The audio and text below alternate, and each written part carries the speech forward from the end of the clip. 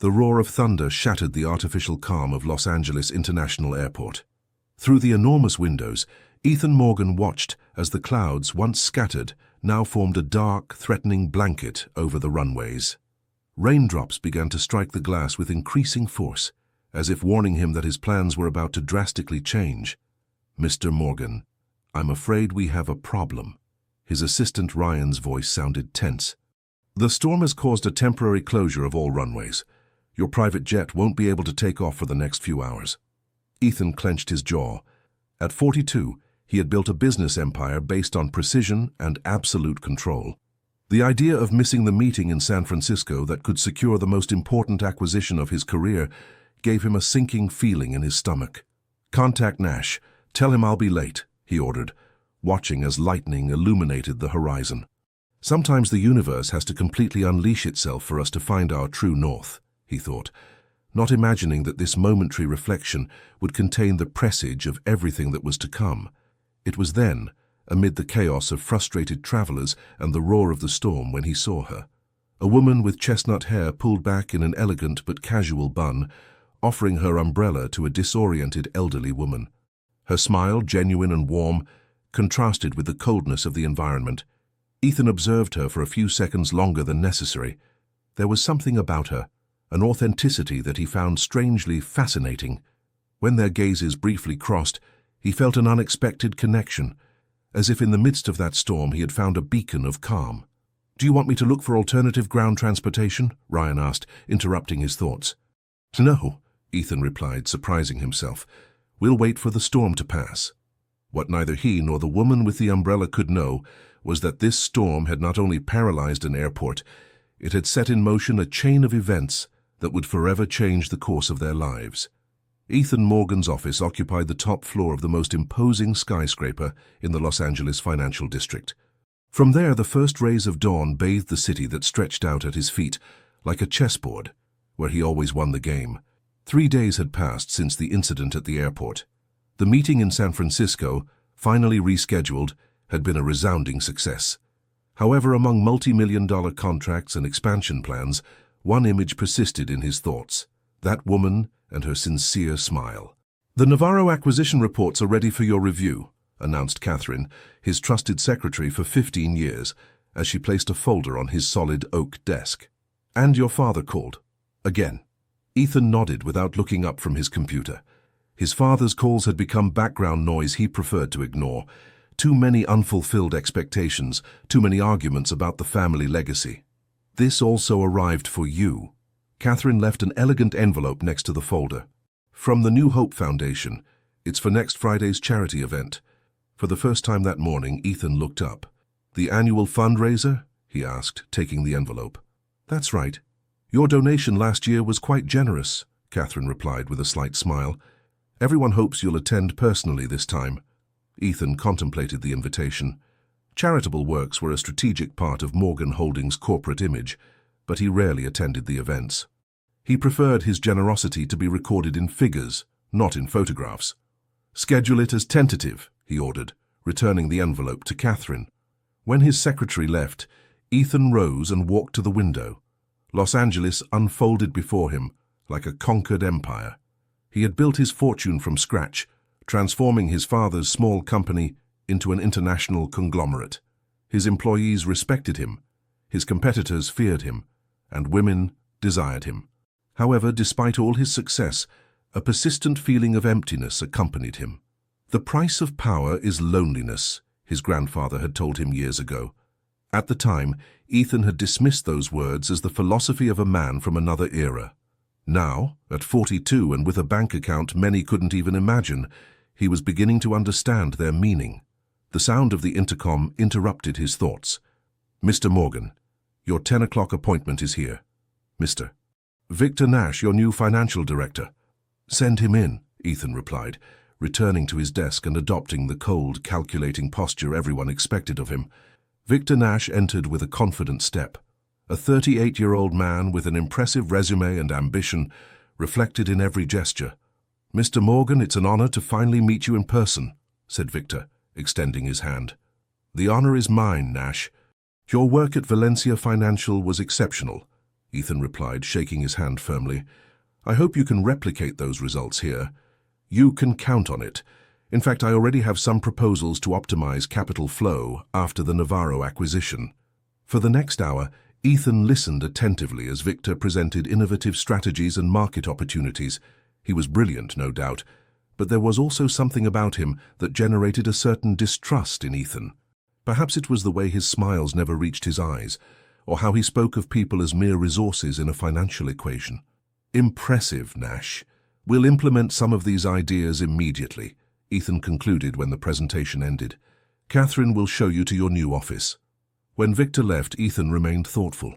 He had built his empire by surrounding himself with people like Nash, efficient, brilliant, and emotionally detached. People like himself. For some reason, that thought no longer provided the same comfort as before. The Crystal Palace at Westwood Gardens sparkled under strategically placed lights for the New Hope Foundation charity gala.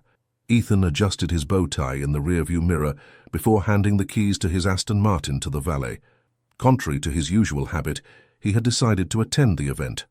He told himself it was an opportunity to establish new business contacts, but deep down an inexplicable restlessness had pushed him to break his routine.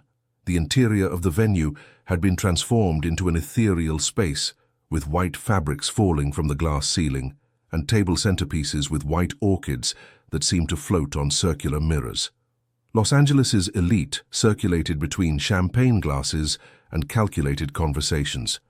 "Ethan Morgan! I can't believe you came," exclaimed Melissa Valmont, the Foundation's president, approaching him. "Your generosity has always been notable, but your presence is an even greater gift." "The Foundation's work deserves recognition," he responded diplomatically, taking a glass of champagne from a passing waiter's tray. "Come, there are people you should meet," insisted Melissa, guiding him through the crowd. For the next hour, Ethan exchanged cards and rehearsed smiles with politicians, businessmen and philanthropists. His mind, however, was absent, scanning the room in search of something that even he couldn't define. It was then when he saw her, and the world seemed to stop. The woman from the airport was just a few meters away, conversing animatedly with a small group. She wore a midnight blue dress that elegantly fell to the floor, and her hair, now loose in soft waves, framed a face that Ethan had been unable to forget. As if sensing his gaze, she turned her head. Their eyes met, and for an instant, Ethan forgot to breathe. She seemed to recognize him too, as her lips curved into a surprised smile. "Excuse me," she murmured to her group before approaching. Ethan tensed. In boardrooms he could dominate any situation, but this unknown woman provoked an uneasiness he hadn't experienced since adolescence. "The man from the airport," she said when she stood before him. Her voice had a melodious tone that perfectly matched her appearance. "It seems our paths cross again." "Ethan Morgan," he introduced himself, extending his hand. "And you are—" "Olivia Carter," she replied, shaking his hand. The contact was brief, but left a warm sensation on Ethan's skin. "Strategic consultant." "Consultant? For which company?" "For several, actually. I have my own consultancy specialized in business ethics and sustainability." Ethan raised an eyebrow, intrigued. "An interesting field.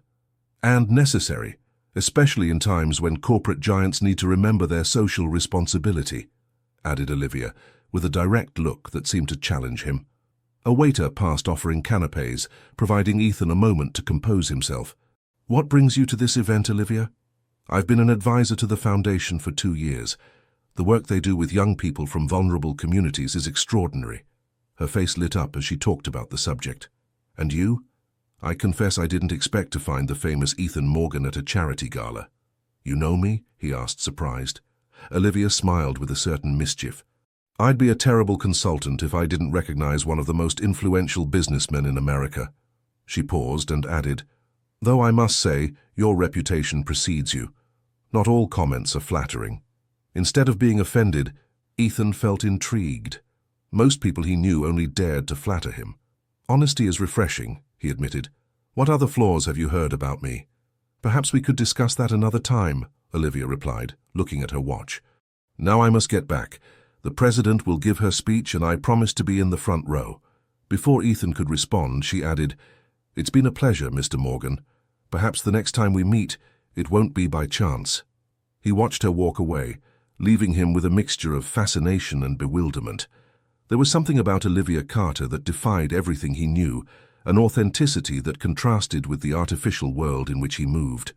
From across the room, Victor Nash observed the interaction with calculating interest. His eyes followed Olivia until she disappeared into the crowd, then returned to rest on his boss with an indecipherable expression. Ethan's office was unusually quiet that Tuesday afternoon. Since his encounter with Olivia at the charity gala 3 weeks ago, something had changed in his meticulously structured routine.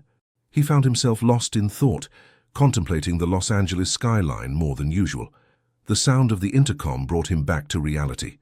"Mr. Morgan, you have an urgent call from George Matthews in public relations." Ethan frowned.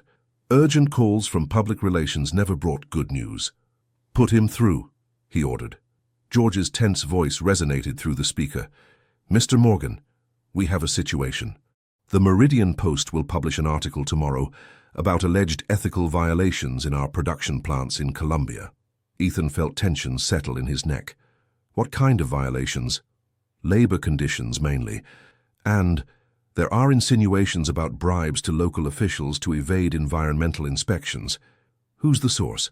Anonymous, but it seems to be someone with access to internal documentation. Ethan remained silent for a moment, processing the information. "Prepare a statement categorically denying the accusations, and contact our lawyers." After hanging up, he remained motionless, contemplating the city that stretched beneath his window. The most disturbing thing wasn't the accusation itself, but that it had foundations in truth. Ethan didn't personally supervise operations in Colombia, but he knew that Victor, his lifelong partner, had implemented questionable measures to maximize profits. The phone interrupted his thoughts. This time it was an external call. "Mr. Morgan, I have Olivia Carter on the line.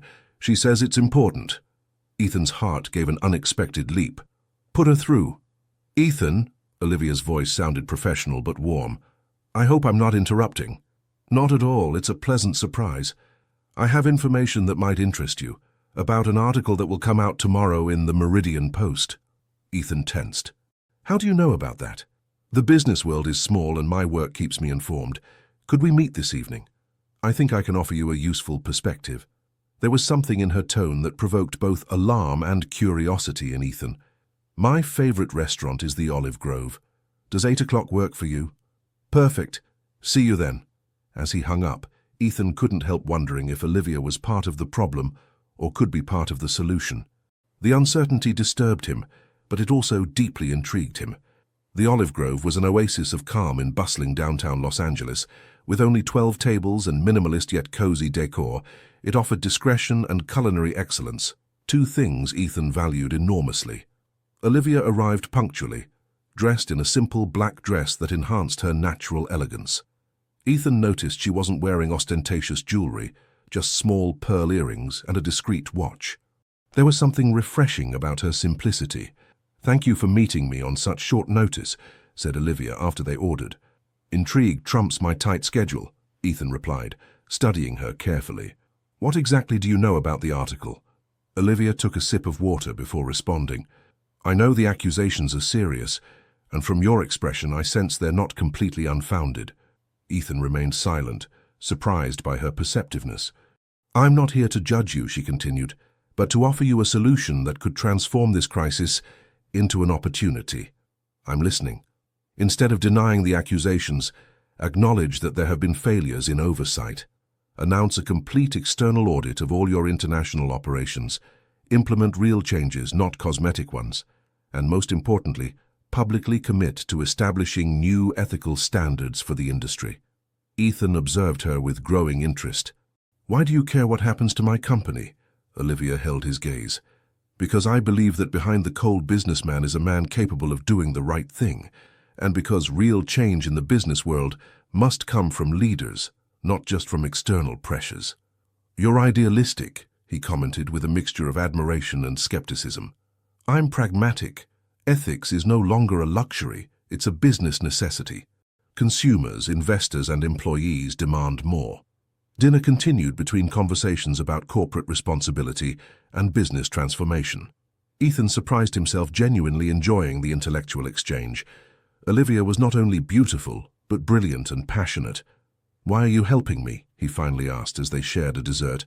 "You could be working for the competition or for the newspaper itself." Olivia smiled, and Ethan felt something stir within him.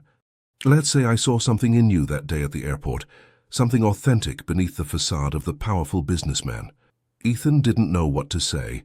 He wasn't used to someone seeing beyond his carefully constructed image. As they said goodbye, he made an impulsive decision. "Olivia, would you consider being a consultant for Morgan Holdings? It seems we urgently need your perspective on business ethics." Olivia appeared surprised, but her eyes sparkled with interest. "Send me a formal proposal. I'll seriously consider it." What neither of them knew at that moment was that fate had set in motion forces much more complex than a simple professional relationship, and that soon both would face decisions that would test not only their principles but also their hearts. Ethan's office seemed different that morning. Perhaps it was the light entering differently through the half-open blinds, or maybe it was he who was beginning to see his world from another perspective. 2 weeks had passed since his dinner with Olivia. The Meridian Post article had come out as expected, but following Olivia's advice, Ethan had opted for a different strategy: transparency. Instead of categorical denials, he had announced a complete review of operations in Colombia and had appointed a respected international firm to audit all his companies. The reaction had been surprisingly positive. The shares, after an initial drop, were beginning to recover, and several specialized media outlets praised his courageous approach to the crisis. A soft knock on the door interrupted his thoughts. "Come in," he said, expecting Catherine with the morning reports. To his surprise, Olivia appeared in the doorway. She wore a pearl grey pantsuit that gave her a professional air, but didn't hide her natural elegance. "Good morning," she greeted with a smile. "Your secretary indicated I could come in directly." Ethan stood up, feeling an unexpected nervousness. "Olivia, I wasn't expecting you today." "I decided to accept your offer," she replied, approaching his desk. "I'll be your business ethics consultant, if the proposal is still valid." "Of course," he replied, trying to maintain a professional tone that would hide his satisfaction. "Please sit down. We can discuss the details right now." For the next hour, they talked about the terms of the contract, responsibilities and expectations. Olivia would be incorporated as an external advisor with full access to all Morgan Holdings operations. "I want to be clear, Ethan," she said when they finished reviewing the contract. "My commitment is to the ethical transformation of the company. I won't be a seal of approval to whitewash the corporate image. I need complete freedom to point out problems and propose real solutions."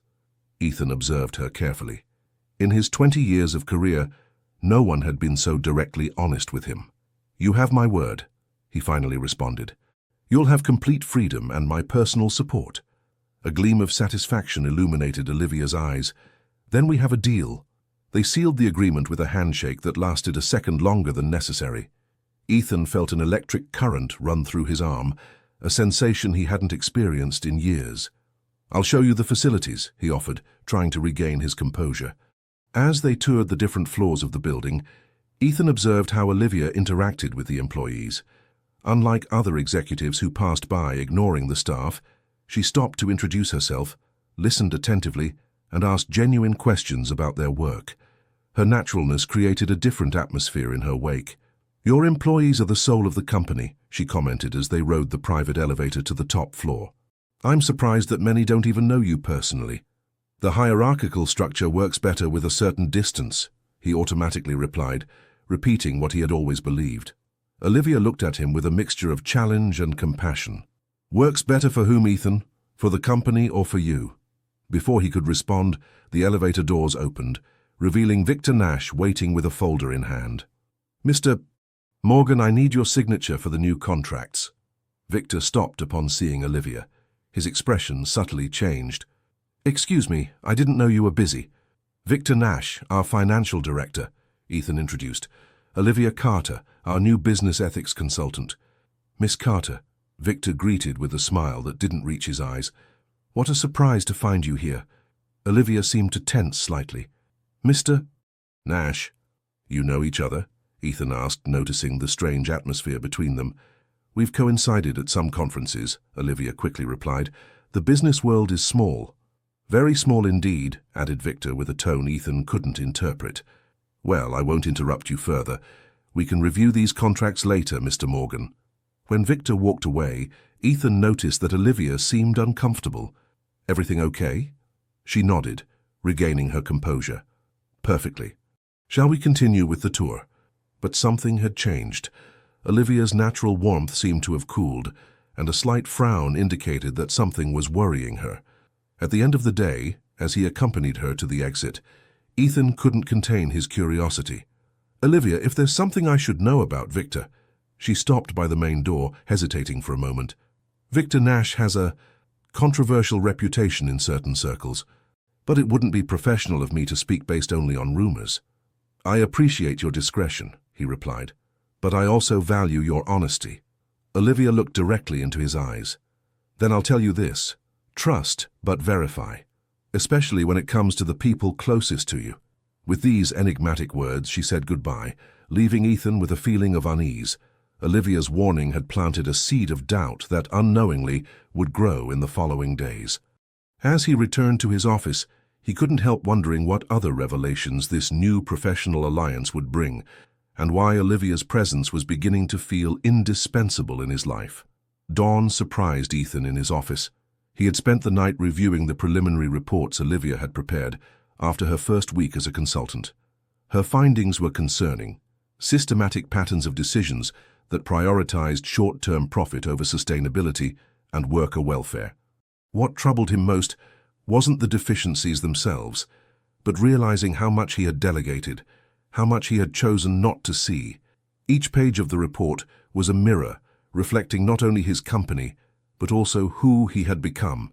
The sound of the door tore him from his reflections. Olivia entered with 2 coffees and an expression of surprise at seeing him so early. "Have you been here all night?" she asked, placing one of the coffees in front of him. Ethan nodded, taking the cup gratefully. The aroma of freshly brewed coffee filled his senses, momentarily comforting him. "Your report is revealing," he finally said. Olivia took a seat across from him. She wore a simple navy blue dress, and her hair was pulled back in a low ponytail. Even without makeup, her face radiated a vitality that contrasted with Ethan's fatigue. "Are you angry?" she asked, studying his reaction. "Not with you," he replied, surprising himself with his sincerity, "but with myself, for allowing my company to become this." An expression of genuine compassion softened Olivia's face. "The first step toward change is awareness, Ethan, and you've taken that step. I need to do more than be aware, I need to act." Olivia smiled, and something in her smile awakened a forgotten warmth in Ethan. "That's exactly the response I was hoping for." For the next few hours, they worked together on a transformation plan. The office gradually filled with employees, surprised to see their boss in shirt sleeves, surrounded by documents spread across the conference table, passionately debating with the new consultant. Mid-morning, Catherine entered with an expression of amazement. "Mr. Morgan, you have the video conference with the shareholders in 10 minutes. Ethan looked at the clock, surprised at how time had flown. "Thank you, Catherine. Could you ask for something to be brought for us to eat here? Olivia and I will continue working through lunch." When Catherine left, Olivia looked at him with an amused smile. "You know you have an ink stain on your cheek?" Without thinking, she extended her hand and gently brushed his face. The contact, brief and light, sent an electric current down Ethan's spine. Their gazes met for an instant that seemed suspended in time. Olivia quickly withdrew her hand, as if suddenly aware of her gesture. "I'm sorry," she murmured, a slight blush tinging her cheeks. "No problem," he replied, feeling a knot in his throat. A silence charged with tension filled the room until the intercom announced that the video conference was ready. Ethan put on his jacket and left, but not before giving Olivia one last look, who pretended to be concentrating on the documents. The afternoon passed between meetings and calls. At 6, when most employees were beginning to leave, Ethan returned to the conference room where they had been working. To his surprise, Olivia was still there, immersed in financial reports. "You should rest," he said from the doorway. She looked up, surprised. "I say the same. You look exhausted." "I have something to show you," Ethan replied, "if you don't have other plans for tonight." Half an hour later, his car stopped in front of an old building in a peripheral neighborhood of Los Angeles. The sun was beginning to set, tinting the sky with orange hues. "Where are we?" asked Olivia, looking out the window with curiosity. "At the origin," he replied enigmatically, guiding her to the entrance. The interior of the building had been converted into a modern industrial space. An older man in an apron greeted them with a smile of recognition. "Mr. Morgan! What a surprise to see you here." "Hello, Manuel. I wanted to show my friend where it all began." Manuel guided them through a workshop where several artisans worked wood with traditional tools. The smell of cedar and varnish permeated the air. "This was my family's first business," Ethan explained to Olivia as they toured the place. "A small handcrafted furniture workshop that my grandfather founded in 1952. My father expanded it into a factory, and I turned it into an international conglomerate." Olivia observed with fascination how the artisans transformed simple pieces of wood into functional works of art. "It's beautiful," she commented, running her fingers over the polished surface of a table in progress. "Why have you maintained it when you could manufacture everything industrially?" Ethan contemplated the workshop with a distant look. "Because some things deserve to be done the right way, even if it's not the most efficient. My grandfather taught me that a well-made piece of furniture lasts generations, while the cheap is discarded in years. A lesson that seems to have been diluted in the expansion process," observed Olivia without accusation, just stating a fact. Ethan nodded, feeling the weight of her words. "That's why I brought you here, to remind us both what kind of company I really want to build." They continued the tour until they reached a small room where the walls were covered with black and white photographs. Ethan stopped in front of one that showed an older man embracing a boy of about 10. "My grandfather and me," he explained in a soft voice. "The day he taught me to sand wood. He told me that to know your product, you must create it with your own hands at least once." Olivia approached the photograph, observing the pride in the old man's eyes and the admiration in the boy's. "When was the last time you visited this place?" she asked. "Years ago," admitted Ethan. "Too many." As they left the workshop, the sky had completely darkened. The stars were beginning to appear timidly, competing with the city lights. "Thank you for sharing this with me," said Olivia as they walked toward the car. "It helps me understand better not only your company, but also you." Ethan looked at her in the light of the street lamp, her face softened by the shadows of nightfall. "There's a cafe nearby where my grandfather used to take me after work. Would you like some hot chocolate?" Olivia's smile was all the answer he needed. The Café La Española seemed frozen in time, with its marble tables and wooden chairs. An older waitress attended to them with the familiarity of someone who has served generations. "2 hot chocolates with churros, please," ordered Ethan. Seated by the window, with the steam from the chocolate rising between them, something changed in their relationship. They were no longer just the businessman and the consultant, but two people sharing memories and discovering unexpected connections. "Tell me about your family," Ethan asked. Olivia stirred her chocolate thoughtfully. "My mother was a literature teacher at a public school. She raised me alone after my father abandoned us when I was 5 years old. I'm sorry. Don't be. She taught me that true strength is in moving forward, in building something valuable with what you have." Olivia paused, her eyes shining with the memory. "She died 3 years ago. Cancer." Ethan felt the impulse to take her hand, but restrained himself. Instead, he shared something he rarely mentioned. "My mother also passed away when I was 12. Car accident." Their gazes met in a silence charged with mutual understanding, a connection that transcended words. In that moment, Ethan understood that what he felt for Olivia went far beyond physical attraction or professional admiration. It was something deeper, more genuine than anything he had experienced before. What neither of them knew was that, while they shared that intimate moment elsewhere in Los Angeles, Victor Nash was having a conversation that would endanger not only their nascent relationship, but the very future of Morgan Holdings. The light filtered through the curtains woke Olivia that Sunday morning. She stretched lazily, enjoying the luxury of not having to rush to a meeting. The last few weeks had been intense, dividing her time between her consultancy and the transformation project at Morgan Holdings. But it wasn't work that occupied her thoughts that morning. It was Ethan. Since that night at the furniture workshop and the cafe, something had changed between them, a closeness that went beyond professional, a silent understanding that manifested in sustained looks and conversations that extended beyond office hours. The sound of her phone interrupted her reflections. Seeing the name on the screen, her stomach contracted with a mixture of guilt and anxiety. "Good morning, Michael," she answered, trying to sound casual. "Olivia, where are you? I'm waiting for you at the cafe." Olivia sat up abruptly, looking at the clock. 10:30. She had completely forgotten about their Sunday breakfast with Michael. "I'm so sorry, I'm not feeling well. I should have told you." The silence on the other end of the line was eloquent.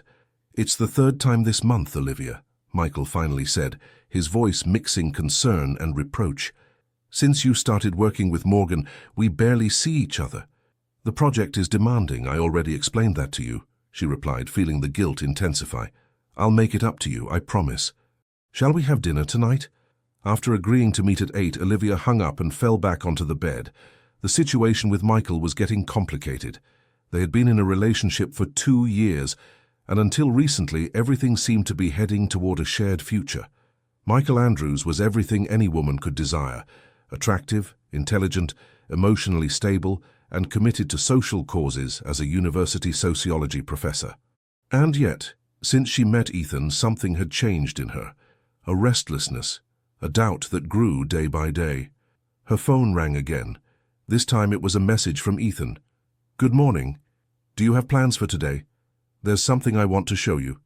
Olivia felt her heart race at the simple sight of his name on the screen. She hesitated for a few seconds before responding. "Free until 6. What do you have in mind?" The response came almost immediately. "I'll pick you up in an hour. Comfortable clothes and walking shoes."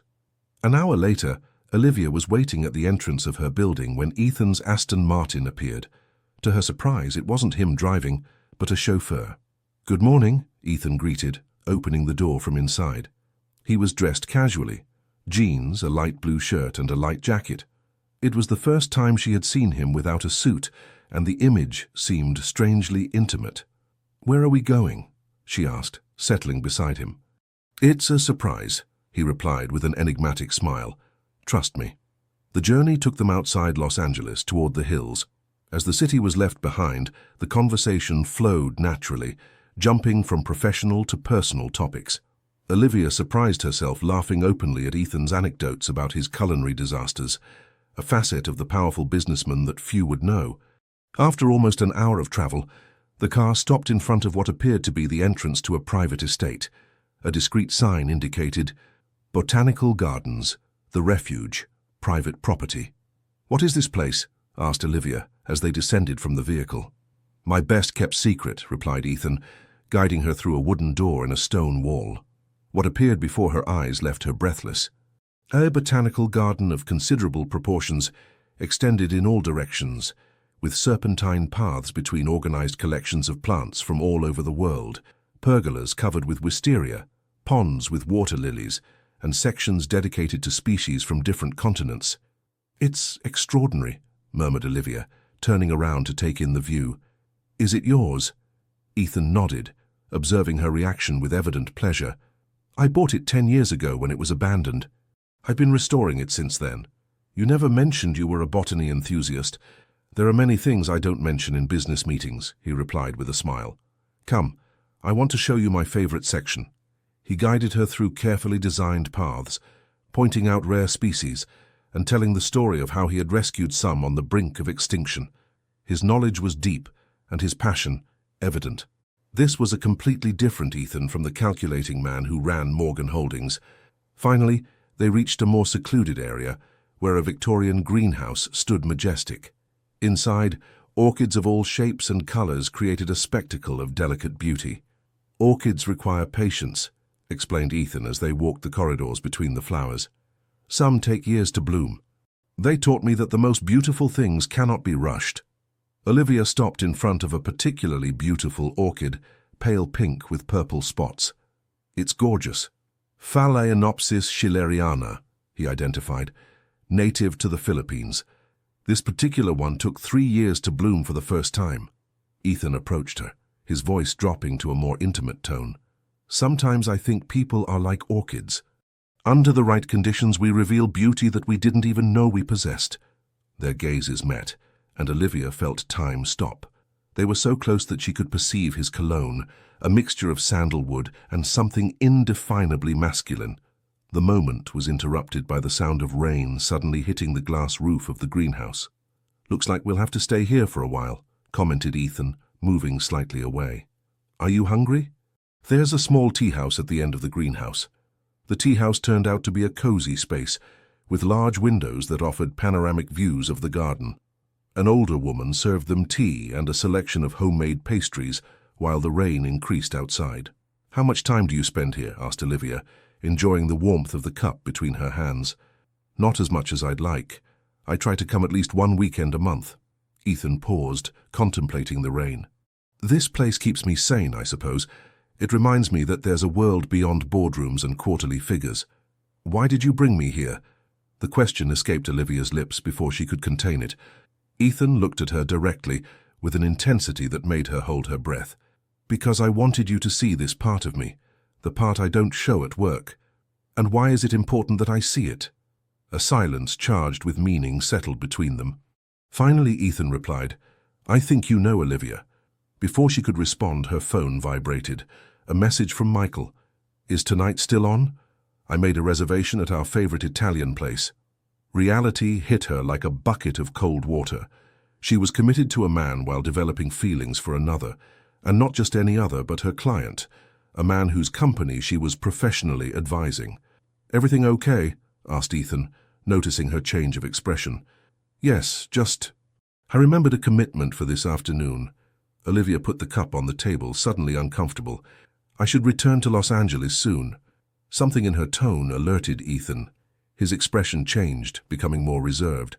"Of course. I'll tell the driver to prepare the car." The return journey passed in tense silence, occasionally interrupted by superficial comments about the weather or work. The intimacy they had shared in the garden seemed to have vanished.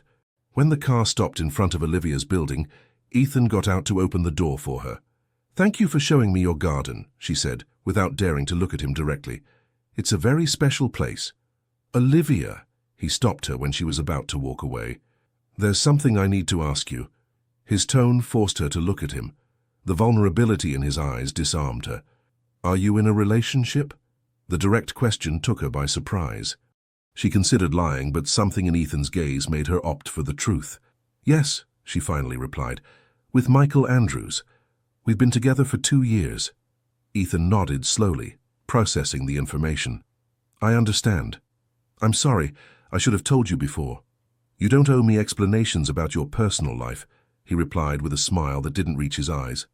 "I'll see you tomorrow at the office." Olivia watched him drive away, feeling a tightness in her chest. The situation had become more complicated than she could have ever imagined. On one hand, her stable relationship with Michael. On the other, these new and overwhelming feelings for Ethan. What she didn't know was that her life was about to become even more complicated, as fate had prepared revelations that would test not only her feelings, but also her most fundamental principles. The Morgan Holdings boardroom buzzed with the tense energy that precedes major decisions. Around the mahogany table sat the company's main executives, with Ethan presiding over the meeting from the head. "Second quarter results show a slight drop in profits," explained Victor Nash, pointing to graphs projected on the screen. "The costs associated with implementing the new ethical policies have temporarily impacted our margins." Olivia, seated across the table, noticed how some glances were directed towards her with barely disguised reproach. After 2 months as a consultant, her recommendations had provoked significant changes in the company's operations. Better working conditions, more sustainable processes, transparency in the supply chain. Necessary changes, but costly in the short term. "However," continued Victor, changing slides, "our corporate reputation index has improved by 27%, and job applications have increased by 35%. Several ethical investment funds have shown interest in incorporating us into their portfolios." Ethan, who had remained silent, finally spoke. "The true benefits of this transformation won't be measured in quarters, but in years. We're building a more resilient company, prepared for the future." His eyes briefly met Olivia's. Since that afternoon in the botanical garden 3 weeks ago, their relationship had become strictly professional, cordial but distant. Olivia had tried to convince herself it was for the best, focusing on her work and on repairing her relationship with Michael, who continued to notice her emotional distancing. The meeting continued with debates about new strategies and potential markets. Upon concluding, as everyone gathered their materials, Victor Nash approached Olivia. "Impressive work, Miss Carter," he said with a smile that didn't reach his eyes. "You've managed to convince Ethan to spend millions on problems that didn't exist." "The problems did exist, Mr. Nash," she replied firmly. "Some just preferred not to see them." Victor laughed without humor. "Youthful idealism. Enjoy it while you can. This business has ways of correcting those tendencies." Before Olivia could respond, Ethan joined them. "Everything okay?" "Perfectly," replied Victor. "I was just congratulating Miss Carter on her influence in the company." The insinuating tone didn't go unnoticed by Ethan, whose eyes hardened slightly. "Olivia's influence is based exclusively on her professional experience, Victor, something we should all value." When Victor walked away, an uncomfortable silence settled between them. "I don't need you to defend me," Olivia finally said. "I can handle comments like that." "I know," he replied. "But Victor is out of line, and it remains my responsibility to maintain an atmosphere of respect in this company." Olivia nodded, grateful despite her initial resistance. "Thank you. Do you have a minute? There's something I want to discuss with you. In private." Ethan's office, with its large windows overlooking the Los Angeles skyline, still impressed Olivia every time she entered. He indicated that she should take a seat in the sofa area, away from the desk, a more informal space for less hierarchical conversations. "I received concerning information this morning," Ethan began without preamble, "about our operations in Brazil." Olivia tensed. She had been investigating precisely that division, but hadn't yet shared her findings. "What kind of information?" "An investigative journalist contacted me. He has documents suggesting that we've been using illegally harvested timber in our luxury furniture line." Olivia paled. Her own investigations pointed in that direction, but she didn't expect the news to reach Ethan's ears so soon. "What do you know about this, Olivia?" Ethan's gaze was intense, seeking truth in her eyes. "I've been investigating irregularities in the Brazilian supply chain," she admitted. "The certification documents seem to be in order, but there are discrepancies in the volumes and species. I was gathering more evidence before presenting my conclusions to you." Ethan stood up, walking to the window. His rigid posture revealed his tension. "Why didn't you tell me immediately?" "Because I wanted to be sure and because—" Olivia hesitated. "Because?" "Because the person who appears as responsible for approving those contracts is Victor Nash."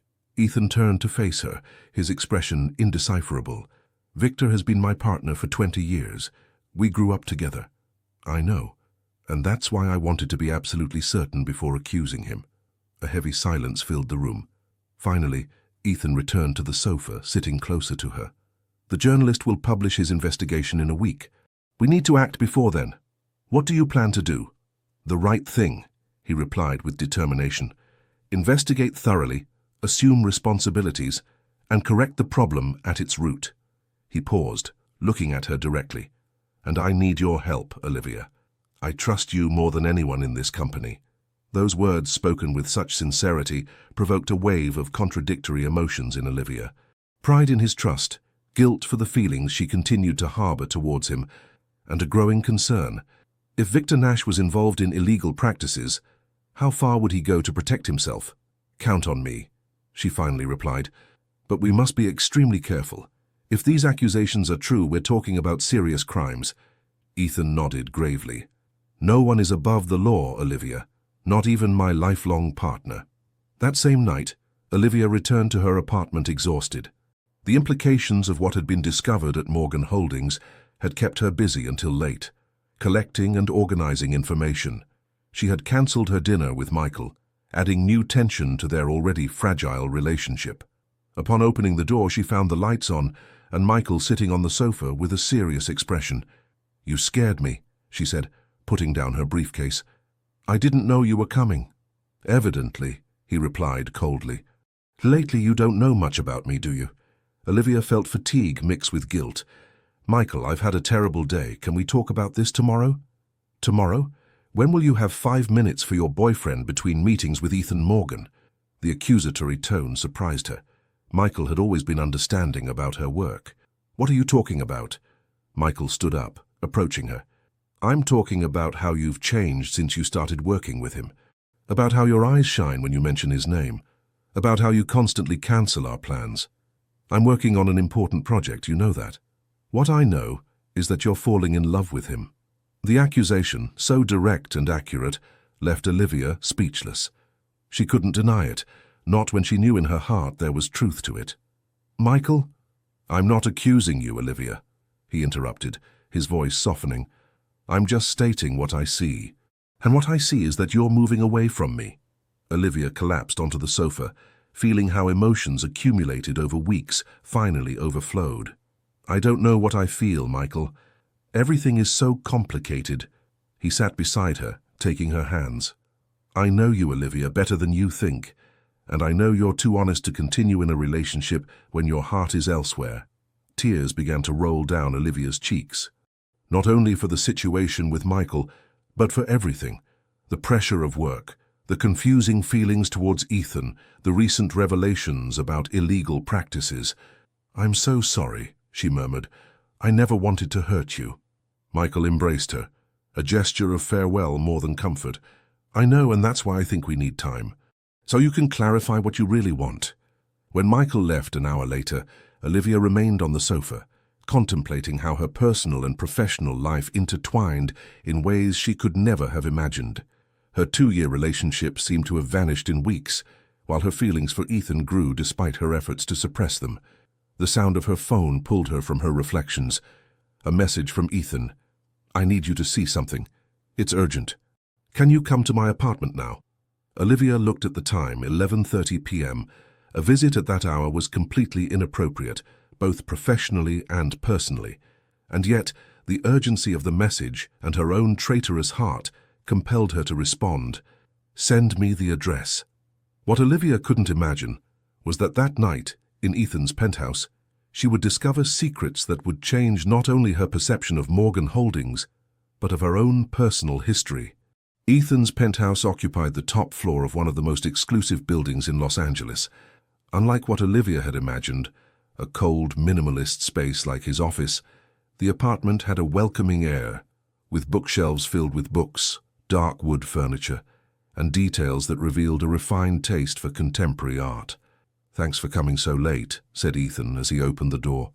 He had changed his suit for jeans and a linen shirt. Without the corporate armor, he seemed more accessible, more human. "Your message sounded urgent," she replied, entering with certain caution. The intimacy of the moment didn't escape her perception. They were alone, at night, in his personal space.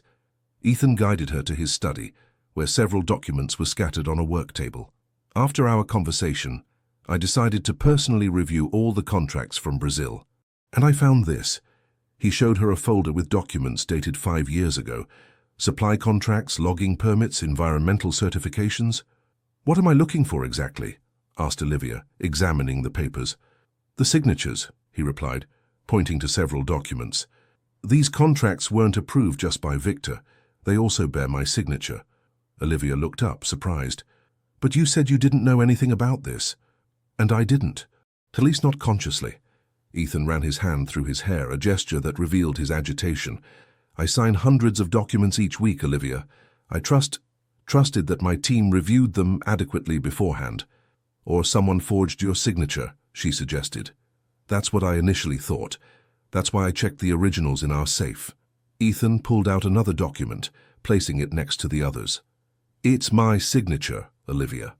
"No doubt." Olivia studied the documents with growing concern.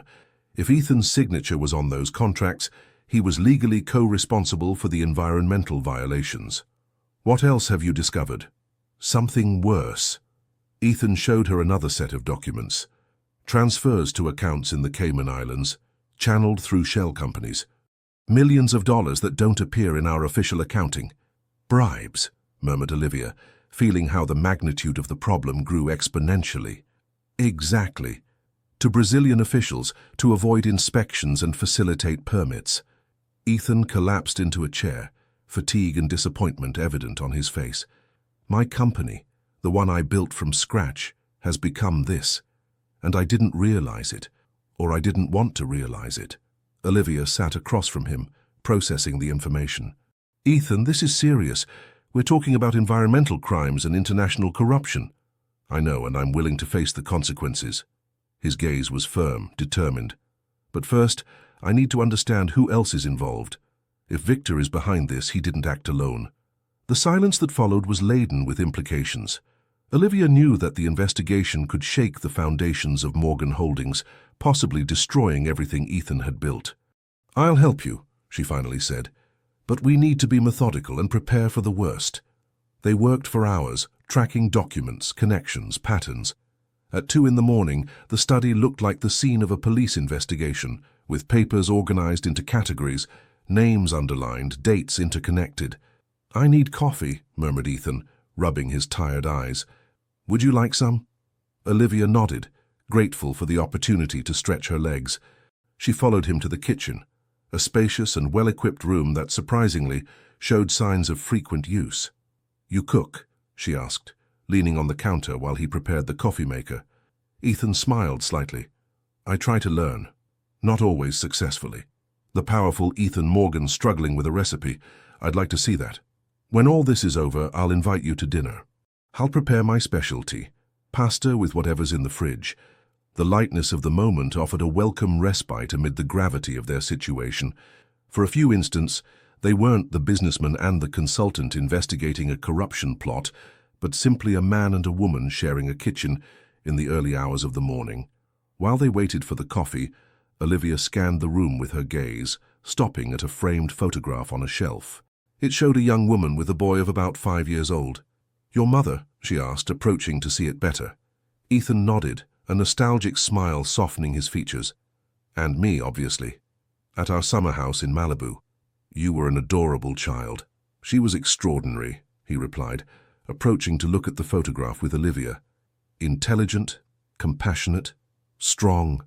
After her death, my father became different, harder, more distant.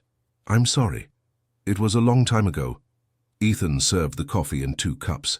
Sometimes I wonder what she would think of what I've built, if she would be proud. I think she would be proud of what you're doing now, replied Olivia sincerely, facing the truth, willing to correct mistakes. Their gazes met, and for a moment the outside world seemed to vanish. The attraction between them, repressed for weeks, was almost palpable. Ethan took a step towards her, his hand gently brushing her cheek. Olivia?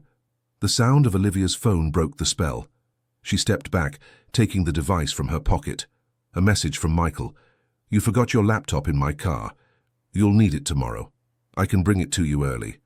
Reality hit her like a cold wave. Despite their conversation that night, Michael was still looking out for her. We should get back to work, she said, hastily putting away the phone. Ethan nodded, respecting her distance. Of course. They returned to the study, resuming the investigation with renewed concentration. Around 4 in the morning, Olivia found something that caught her attention. Look at this, she said, pointing to a name that appeared repeatedly in the documents. Carter Consultants, Inc. It appears as an intermediary in several contracts. Carter. Like you? It's a common surname, she replied, though an uneasiness was beginning to form within her. Let me see the dates. These contracts are from 5 years ago. Ethan searched among the documents. Here's more information about that consultancy. It was hired to facilitate government relations in Latin America. Olivia took the document, and her face paled upon reading the name of the legal representative. Robert Carter. Do you know him? Asked Ethan, noticing her reaction. Olivia's hands trembled slightly. He's my father. The silence that followed was dense, laden with implications. Olivia felt her world teetering. Her father, the man who had abandoned them when she was 5 years old, now appeared linked to a corruption scheme in Ethan's company. This can't be coincidence, she finally murmured. When was the last time you saw your father? Ethan asked cautiously. 15 years ago. He briefly appeared when I was in college. He said he wanted to reconnect, but disappeared again weeks later. Olivia tried to maintain her composure, but the revelation had deeply shaken her. I knew nothing about his business. I didn't even know he had a consultancy. Ethan approached, placing a hand on her shoulder in a gesture of support. Olivia, this changes things. Your personal connection to the case could compromise the investigation. Are you suggesting I withdraw? Indignation mixed with pain in her voice. I'm suggesting we need to be even more careful. Ethan looked directly into her eyes. I trust you, Olivia, but others might question your objectivity. Olivia nodded slowly, understanding the implications. I need to know more about my father's role in all this, not just for the investigation, but for myself. I understand, and I'll help you. Ethan checked his watch. It's almost 5. We should rest for a few hours. He offered Olivia the guest room, and although the idea of spending what remained of the night in Ethan's apartment troubled her, she was too exhausted to refuse the offer. As she lay in bed, with her mind buzzing with revelations and unanswered questions, Olivia couldn't help wondering how their destinies had become so intricately intertwined. The company she had come to investigate turned out to be connected to her own family history, and the man she was falling in love with against all prudence could be the key to discovering long-hidden truths about her father. Sleep finally overcame her, but not before a resolution formed within her. She would go all the way, no matter how painful the truth might be or how much it might cost her personally. The light of dawn filtered through the curtains when Olivia awoke, momentarily disoriented. It took her a few seconds to remember where she was, the guest room in Ethan's penthouse. The events of the previous night returned to her mind like fragments of a turbulent dream. The incriminating documents, the revelations about her father, the intimate moment interrupted in the kitchen. She slowly sat up, noticing that someone, presumably Ethan, had left clean clothes at the foot of the bed. A simple shirt that would be too big for her, and athletic pants with an adjustable drawstring. Next to them, a handwritten note. There's everything you might need in the bathroom. Breakfast is ready when you feel prepared. E. The handwriting was surprisingly elegant, revealing another facet of the complex man that was Ethan Morgan. After a quick shower, Olivia dressed in the borrowed clothes which smelled slightly of fabric softener and something indefinably masculine. She followed the aroma of freshly brewed coffee to the kitchen, where she found Ethan with his back to her, preparing what appeared to be pancakes.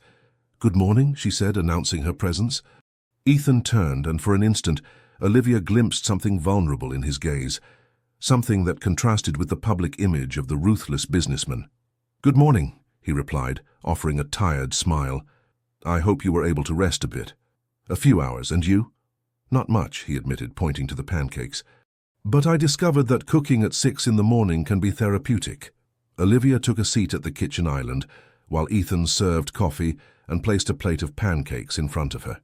The domestic nature of the scene drastically contrasted with the gravity of their professional situation.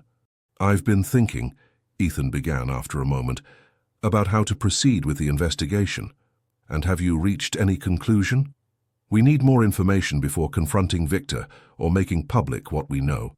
Ethan took a sip of coffee, his expression becoming more serious. "And we also need to better understand your father's role in all this." The mention of her father caused a pang of pain in Olivia. "Robert Carter disappeared from my life years ago. Whatever he does or doesn't do has nothing to do with me. Legally, you're right. Ethically, too," conceded Ethan. "But in practical terms, this connection could be used against you. Against us, if it came to light in the wrong way." Olivia nodded slowly, recognizing the truth in his words. "What do you propose, then?"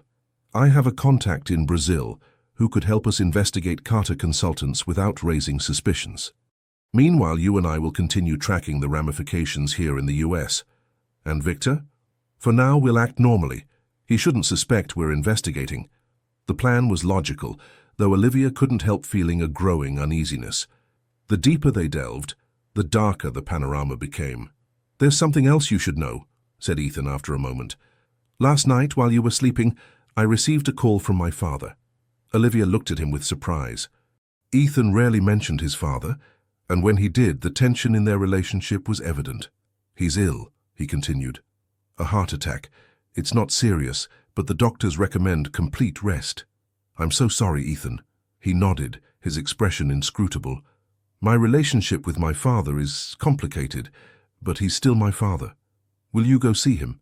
"This afternoon. He lives in Santa Barbara in the family house." Ethan paused as if considering something. "I'd like you to come with me." The request took Olivia by surprise. "Why?" Because my father was the one who brought Victor into the company 20 years ago. He might know something that could help us. And because... Ethan hesitated, his voice softening. I don't want to face this alone. The vulnerability in his confession deeply moved Olivia. Despite all the complications, the increasingly blurred professional and personal lines, she couldn't refuse. I'll go with you, she finally replied. The Morgan House in Santa Barbara was an imposing 18th-century construction, surrounded by meticulously maintained gardens and with privileged views of the historic city. As the car passed through the entrance gate, Olivia couldn't help feeling intimidated by the grandeur of the place. It's beautiful, she commented. It's been in the family for 6 generations, explained Ethan as they parked. My grandfather wanted to sell it, considered it an unnecessary expense. My father flatly refused. It's practically the only thing he didn't yield to him on. An older woman, dressed in a simple grey uniform, greeted them at the main door. Mr. Ethan, she greeted with a warm smile. Your father is waiting for you in the library. Thank you, Martha. This is Olivia Carter, a friend. Martha greeted her with a nod, her eyes evaluating her with the wisdom that only years of discreet service in a family can bestow. Your father will be delighted to meet the young lady. This way, please. She guided them through a hallway decorated with family portraits and antiques. Olivia noticed how Ethan gradually tensed as they approached the library. Your father doesn't know I was coming with you, does he? She whispered. Ethan shook his head slightly. Surprises keep his heart active. The library was an impressive room, with floor-to-ceiling bookshelves filled with ancient and modern volumes. Seated in a leather armchair next to the unlit fireplace, a man in his 70s was reading a newspaper. Despite his age and recent health problem, he emanated a powerful presence that reminded her of his son. Ethan, said the man upon seeing them enter, without standing up. Punctual as always. And I see you don't come alone. Father, this is Olivia Carter. She works with me at the company. Frank Morgan studied Olivia with interest. Carter. Any relation to Robert Carter? The question, so direct and unexpected, momentarily left Olivia speechless. Ethan quickly intervened. You know her father? Frank smiled, a gesture that didn't reach his eyes. The business world is small, son, especially for those of us who have been in it for decades. He pointed to the seats across from him. Please, sit down. Martha will bring tea in a moment. Once seated, Frank continued observing Olivia with evident curiosity. Robert and I coincided in some business in Latin America years ago. An intelligent man, though with unconventional methods. Olivia maintained her composure despite the discomfort. My father and I don't keep in touch, Mr. Morgan. A pity. Family ties are invaluable, however complicated they may be. His gaze turned to Ethan, loaded with meaning. Isn't that right, son? We haven't come to talk about family philosophy, father, Ethan replied dryly. How are you feeling? Alive. The doctors exaggerate, as always. The tension between father and son was palpable. Olivia observed the dynamic with fascination and a certain sadness, recognizing patterns of dysfunctional communication that not even illness had managed to soften. Martha entered with a tray of tea and pastries, providing a brief respite in the conversation. When she withdrew, Ethan directly addressed the topic that had brought them there. Father, I need to ask you about Victor. Frank raised an eyebrow. What's happening with him? How exactly did he come to the company? I know you brought him in, but you've never told me the details. Why the sudden interest? Frank looked alternately at Ethan and Olivia. Does it have something to do with Miss Carter's presence? Ethan maintained his calm. It's a simple question, father. Frank studied his son for a long moment before responding. Victor was the son of an old partner of mine. When his father died, leaving him without resources, I decided to give him a chance in the company. He had talent and hunger for success, 2 qualities I've always valued. And his relationship with Carter Consultants? The direct question provoked a subtle change in Frank's expression. I see you've been investigating. May I ask why? We're reviewing old contracts as part of our new transparency policy, Olivia intervened naturally. Some inconsistencies have emerged. Frank looked at her with renewed interest. You're as direct as your father, Miss Carter. He also knew how to get to the point when necessary. You haven't answered the question, Mr. Morgan, she insisted. An appreciative smile crossed the old man's face. Victor suggested hiring Carter consultants to facilitate our operations in Brazil. I approved the decision based on his recommendation and on Robert's reputation as someone who got results. What kind of results exactly? Pressed Ethan.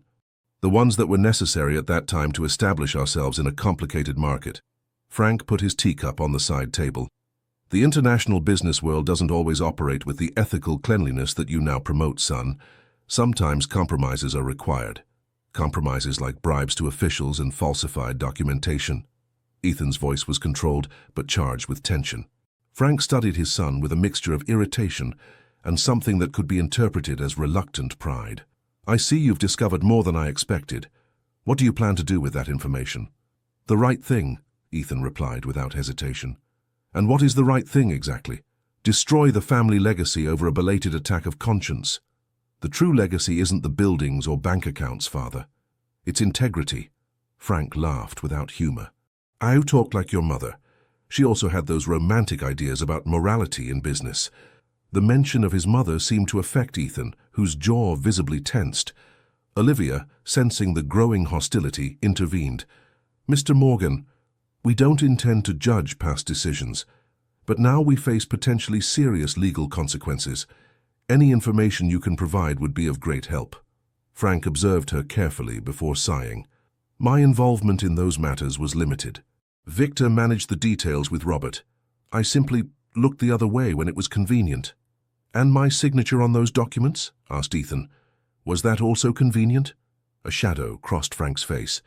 I never ordered your signature to be falsified, if that's what you're implying. If it appears on those documents, you should ask Victor. Or perhaps yourself, son. Sometimes we choose not to see what we sign when the results are beneficial. The veiled accusation hung in the air, charging the atmosphere with tension. Ethan stood up, unable to continue the conversation. We should go. You need to rest. Frank nodded, suddenly fatigued.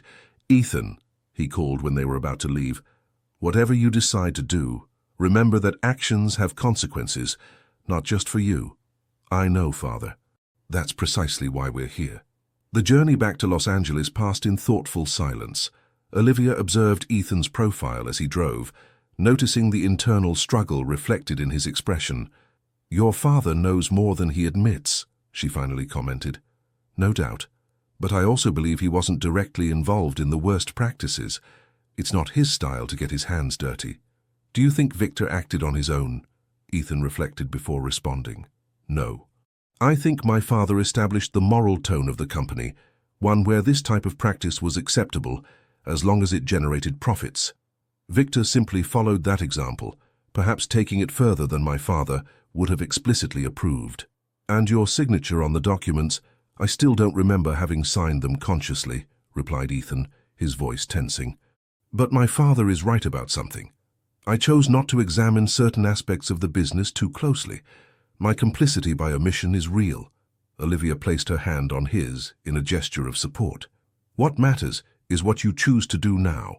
Ethan looked at her briefly, gratitude and something deeper shining in his eyes. My father mentioned your father with too much familiarity. It seems there's more history between them than he admitted. I noticed that too, replied Olivia, recalling the uncomfortable feeling when hearing Frank talk about Robert. There are pieces of this puzzle that we're still missing. Upon arriving in Los Angeles, Ethan stopped the car in front of Olivia's building. You should rest, he said. Tomorrow will be an intense day. What will you do now? Call my contact in Brazil. We need more information before confronting Victor. Olivia hesitated before opening the door. Ethan, about last night? You don't have to say anything, he interrupted gently. The circumstances are complicated. I understand. It's not just that. Olivia searched for the right words. Michael and we've decided to take some time, last night, before receiving your message. The revelation seemed to surprise Ethan. I'm sorry. Don't be sorry. It was inevitable, I think. Olivia held his gaze. But that doesn't mean that I can. I know, he replied. First, we need to resolve this situation. The rest, time will tell. They said goodbye with the promise to meet early at the office the next day. As Olivia went up to her apartment, she felt how her personal and professional life intertwined in ways she could never have imagined. The discovery about her father had opened a door to a past she thought forgotten, and her feelings for Ethan had evolved in a direction that further complicated her already precarious situation. What neither of them could foresee was that their investigation had already alerted those who had much to lose if the truth came to light, and that the pieces of the past they were seeking were about to emerge in unexpected and potentially dangerous ways. Ethan's office was unusually quiet that morning. Through the large windows, the Los Angeles sky looked heavy with dark clouds that presaged a storm, a perfect reflection of the atmosphere inside. Olivia, seated across from him, reviewed the documents recently arrived from Brazil. Ethan's contact had worked quickly, providing a detailed dossier on Carter Consultants and its operations over the past 10 years. According to this, my father's company didn't just work for Morgan Holdings, commented Olivia, pointing to a graph. It had contracts with at least 5 European multinationals, all with interests in Latin American natural resources. And all with eventual legal problems, added Ethan, reviewing another report. It seems your father's business model was consistent, facilitating operations through bribes and falsification of permits. Olivia nodded, feeling a mixture of shame and pain. Although Robert Carter had abandoned his family decades ago, discovering the nature of his activities was like a renewed betrayal. There's something else, she said, pointing to a particular document. The last recorded activity of Carter Consultants was 3 years ago. Afterwards, the company disappeared from the Brazilian commercial registry, just when investigations into corruption in Brazil began. Exactly, and it coincides with, Olivia hesitated, with my mother's death. Ethan looked at her with surprise. Do you think there's some connection? I don't know. My mother never spoke of my father in her final years, but shortly before dying, she mentioned she had something important to tell me. She never got to do it. A reflective silence settled between them, interrupted by the intercom. Mr. Morgan, Mr. Nash is here. He says it's urgent. Ethan and Olivia exchanged alarmed looks. They hadn't planned to confront Victor so soon. Send him in, replied Ethan, quickly gathering the most compromising documents. Victor Nash entered with his usual confidence, though Olivia perceived a certain tension in his posture. His eyes briefly stopped on the papers Ethan was trying to put away. Am I interrupting? He asked, his casual tone contrasting with the sharpness of his gaze. We were just finishing, replied Ethan. What's happening, Victor? I received an interesting call this morning from a journalist at the Meridian Post. Victor took a seat without being invited. It seems someone has been providing them with information about our operations in Brazil. Olivia maintained a neutral expression, though her heart accelerated. They knew about the journalist, but didn't expect him to contact Victor directly.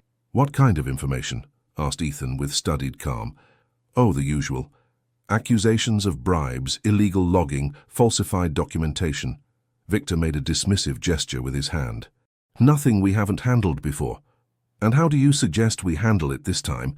Ethan's voice had a barely contained edge. Victor smiled, but the gesture didn't reach his eyes. As always, categorical denial, threat of lawsuit for defamation, and a generous donation to some environmental cause to distract public opinion. And if the accusations are true, intervened Olivia, unable to contain herself. The look Victor directed at her was filled with coldness. Truth, Miss Carter, is a surprisingly flexible concept in the business world, something your father understood perfectly. The direct mention of her father confirmed Olivia's suspicions. Victor knew who she was, probably from the beginning. Times have changed, Victor, replied Ethan, standing up. Transparency is no longer optional, it's essential. Transparency? Victor laughed without humor. Is that what you've been promoting since she arrived? How much do your shareholders really know about this news and moral direction? They know we're building a more sustainable and ethical company. What they know is that profits have fallen while you spend millions on initiatives that don't produce immediate returns. Victor stood up too, confronting Ethan. Your father called me yesterday, you know. He's worried about the company, about the legacy that's at stake. The mention of Frank visibly tensed Ethan. My father no longer runs this company. No, but he remains the majority shareholder, and he's considering calling an extraordinary board meeting to evaluate your leadership. The threat, barely veiled, hung in the air like a toxic cloud. Olivia observed the exchange with growing concern, aware that the long-repressed tensions were finally emerging. If my father or you have doubts about my management, you're free to express them in the appropriate forum, replied Ethan with controlled coldness. Meanwhile, I have a company to run, if you'll excuse me. Victor didn't move immediately. Instead, his gaze scanned the office, stopping on Olivia. Miss Carter, I wonder if your interest in business ethics is genuine or simply situational. Your father had a much more pragmatic vision of business. I am not my father, she replied firmly. Evidently. Victor smiled without warmth. But family ties have surprising ways of manifesting themselves, don't you think? With these enigmatic words, Victor finally withdrew, leaving behind a silence charged with tension. He knows more than he lets on, commented Olivia when the door closed. No doubt. And now he's mobilizing my father against me. Ethan ran a hand through his hair, a gesture that Olivia had learned to recognize as a sign of his frustration. We must accelerate our investigation. If Victor convinces the board before we have concrete evidence, he could take control of the company, completed Olivia, and bury all this permanently. Ethan's phone interrupted their conversation. Seeing the number, his expression turned grave. It's my contact in Brazil, he explained before answering. George, what do you have for me? Olivia observed how Ethan's face gradually paled as he listened. When he finally hung up, he seemed to have aged years in minutes. What's happening? Robert Carter, replied Ethan, his voice barely audible. Your father. He's alive, Olivia. And he's here in Los Angeles. The Café La Esperanza was a modest establishment in a peripheral neighborhood of Los Angeles, far from the tourist and business circuits. Olivia observed the door from a discreet table at the back of the place, her heart beating strongly at the prospect of seeing her father after 15 years. Ethan, seated across from her, maintained an exterior calm that contrasted with the evident tension in his eyes. You don't have to do this, he said for the umpteenth time. I could talk to him alone. He's my father, replied Olivia with determination. I need to hear his version directly. According to the information from the Brazilian contact, Robert Carter had returned to the United States 3 months ago, after years living under a low profile in various Latin American countries. Apparently, he held regular meetings in this cafe, always at the same time. The doorbell rang and Olivia felt time stop. A man of about 65, thin but erect, with graying hair and a face weathered by the sun, entered the establishment. Despite the years past, Olivia recognized him immediately. Robert Carter scanned the place with the caution of someone accustomed to watching his back. When his gaze fell on Olivia, an expression of shock briefly crossed his face before being replaced by an almost calm resignation. Without hesitation, he headed toward their table. Olivia, he said simply upon arriving. His voice, deeper than she remembered, awakened buried memories from her childhood. Father, she responded, surprised by the coldness of her own voice. Robert turned his attention to Ethan. And Ethan Morgan, Frank's son, this is unexpected. Sit down, Mr. Carter, indicated Ethan. We have much to discuss. Robert took a seat with the caution of a cornered animal evaluating its escape options. If you're here, I suppose you've discovered the Brazil contracts. Among other things, replied Ethan. Like your sudden return to the United States coinciding with our investigation. A bitter smile curved Robert's lips. Not so sudden, actually. I've been planning it for months, since I learned my daughter was working for you. Olivia felt a chill. Oh, you've been watching me? Keeping informed, corrected Robert. There's a difference. Why? Olivia's question contained decades of pain and abandonment. Why now, after all these years? Robert looked at her directly for the first time, and Olivia saw in his eyes a deep, almost existential weariness. Because I'm dying, Olivia. Terminal cancer. 6 months, according to the doctors. The revelation fell like a slab. Olivia felt a confusing mixture of emotions, pain, anger, a strange compassion, and above all a sense of opportunity that was vanishing. The questions she had accumulated over years could remain unanswered forever. I'm sorry, she finally said, not knowing what else to say. Robert made a disdainful gesture. I haven't come seeking pity. I've come to warn you. Warn us? Intervened Ethan. Victor Nash isn't just a corrupt partner. He's dangerous. Robert looked around before continuing in a lower voice. The bribes and falsification are just the tip of the iceberg. There's drug money being laundered through some subsidiary operations of Morgan Holdings, operations that Victor personally controls. Ethan paled. That's impossible. There would be signs, irregularities that I would have noticed. Not if the system is designed to specifically hide them from you. Robert took an envelope from his jacket and slid it across the table. These are bank statements from accounts in Panama and the Caymans. They show periodic transfers to shell companies that, if you follow the trail long enough, lead to Colombian and Mexican cartels. "Why are you showing us this now?" asked Olivia, studying her father with suspicion. "Why didn't you go to the authorities?" "Because I'm implicated up to my neck, Olivia. I was the one who established the initial system of offshore accounts for Morgan Holdings." Robert smiled without humor. "And because I wanted to warn you personally. Victor knows you're investigating, and he won't stop at anything to protect himself." "Including my father?" asked Ethan. "Is Frank involved in this too?" Robert seemed to carefully consider his response. "Frank Morgan has always preferred not to know too much, a convenient ignorance that allows him to benefit without getting his hands dirty." "Like me," murmured Ethan, the realization hitting him hard. "The difference is that you've decided to open your eyes," replied Robert, "and that makes you dangerous to Victor." Olivia studied her father, trying to reconcile the man before her with the fragments of memories from her childhood. "Why did you abandon us?" "Mom and me?" The question, apparently out of context, seemed to destabilize Robert more than all the previous conversation. For an instant, his facade of toughness cracked, revealing a man consumed by regret. "Because I was a coward, Olivia. Because the things I was getting involved in would put you in danger. And because your mother was too honest to accept the kind of life I was leading." He paused, his eyes revealing an old pain. "The most difficult and most correct decision I made was to distance myself from you both." "And why did you come back when I was in college?" "Because you were an adult. Because I had the selfish hope that you might understand, forgive, perhaps." Robert smiled sadly. "But I saw in your eyes the same integrity your mother had. And I knew it was better to let you follow your path." The roar of thunder interrupted the conversation, followed by the patter of rain against the cafe's windows.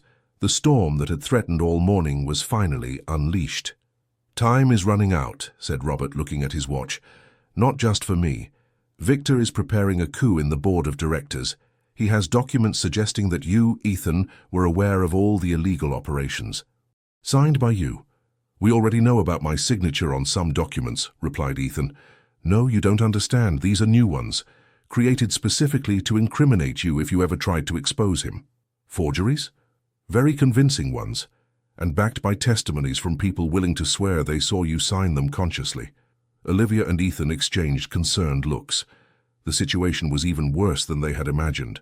"What do you suggest we do?" asked Ethan. "Go directly to the authorities, now with what you have, before Victor can make his move." Robert stood up, his expression suddenly alert. "And watch your backs. Both of you." Before they could stop him, Robert headed for the door. On the threshold, he stopped and looked at Olivia one last time. "I'm sorry, daughter, for everything." And with those words, he disappeared under the torrential rain, leaving them with more questions than answers and a growing sense of imminent danger. That same night, in Ethan's apartment, the storm continued to lash Los Angeles with relentless fury. Olivia and he had spent hours analyzing the information provided by Robert, tracing connections between bank accounts, shell companies, and apparently legitimate operations of Morgan Holdings. "It all fits," murmured Ethan, contemplating the relationship map they had drawn. "Victor has been using company subsidiaries to launder drug money for years. And he's created an elaborate system of scapegoats in case something went wrong," added Olivia, pointing to several documents, "with your signature in strategic places." Ethan collapsed onto the sofa, the weight of the situation momentarily crushing him. How could I be so blind, so trusting?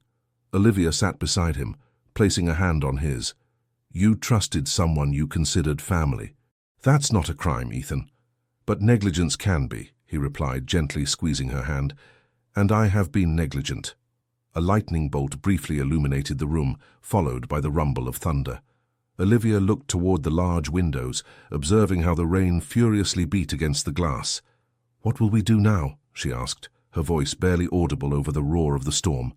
What your father said. Go directly to the authorities with what we have. Ethan looked at her, his expression determined despite the fatigue. First thing tomorrow morning I'll contact the anti-corruption prosecutor's office. Victor won't surrender without a fight. I know. That's why I want you to stay away from now on, Olivia. This could become dangerous. She firmly shook her head. I'm not going to abandon you now. We're in this together. Their gazes met, and in that moment all the barriers they had tried to maintain between them seemed to dissolve. The attraction, the complicity, the mutual trust that had grown over months culminated in an irresistible impulse. Ethan gently caressed her cheek. Olivia. No more words were necessary. Their lips met in a kiss that contained all the intensity of what they had repressed, all the vulnerability they had shared, all the strength they had discovered together. When they finally separated, Olivia rested her forehead against his, her eyes closed. This complicates things, she murmured. Or perhaps it simplifies them, replied Ethan. For the first time in my life, I feel that something is completely clear. The confession, so sincere and direct, deeply moved Olivia. For months she had fought against her feelings, convincing herself they were inappropriate, complicated, impossible. And yet, amid the most serious crisis of their lives, those feelings emerged as the only certainty to cling to. I'm afraid, she admitted, not of Victor or what he might do, but of this, of us, of what I feel for you. I am too, confessed Ethan, intertwining his fingers with hers. But I'm more scared by the idea of losing you without having really had you. Another lightning bolt illuminated the room, and in that flash, their eyes met again. They were no longer the businessman and the consultant, but simply a man and a woman facing a storm together, both literal and metaphorical. What neither of them could foresee was that, while they sealed their connection with another kiss, powerful forces were already mobilizing against them, and that the true test of their relationship was just beginning.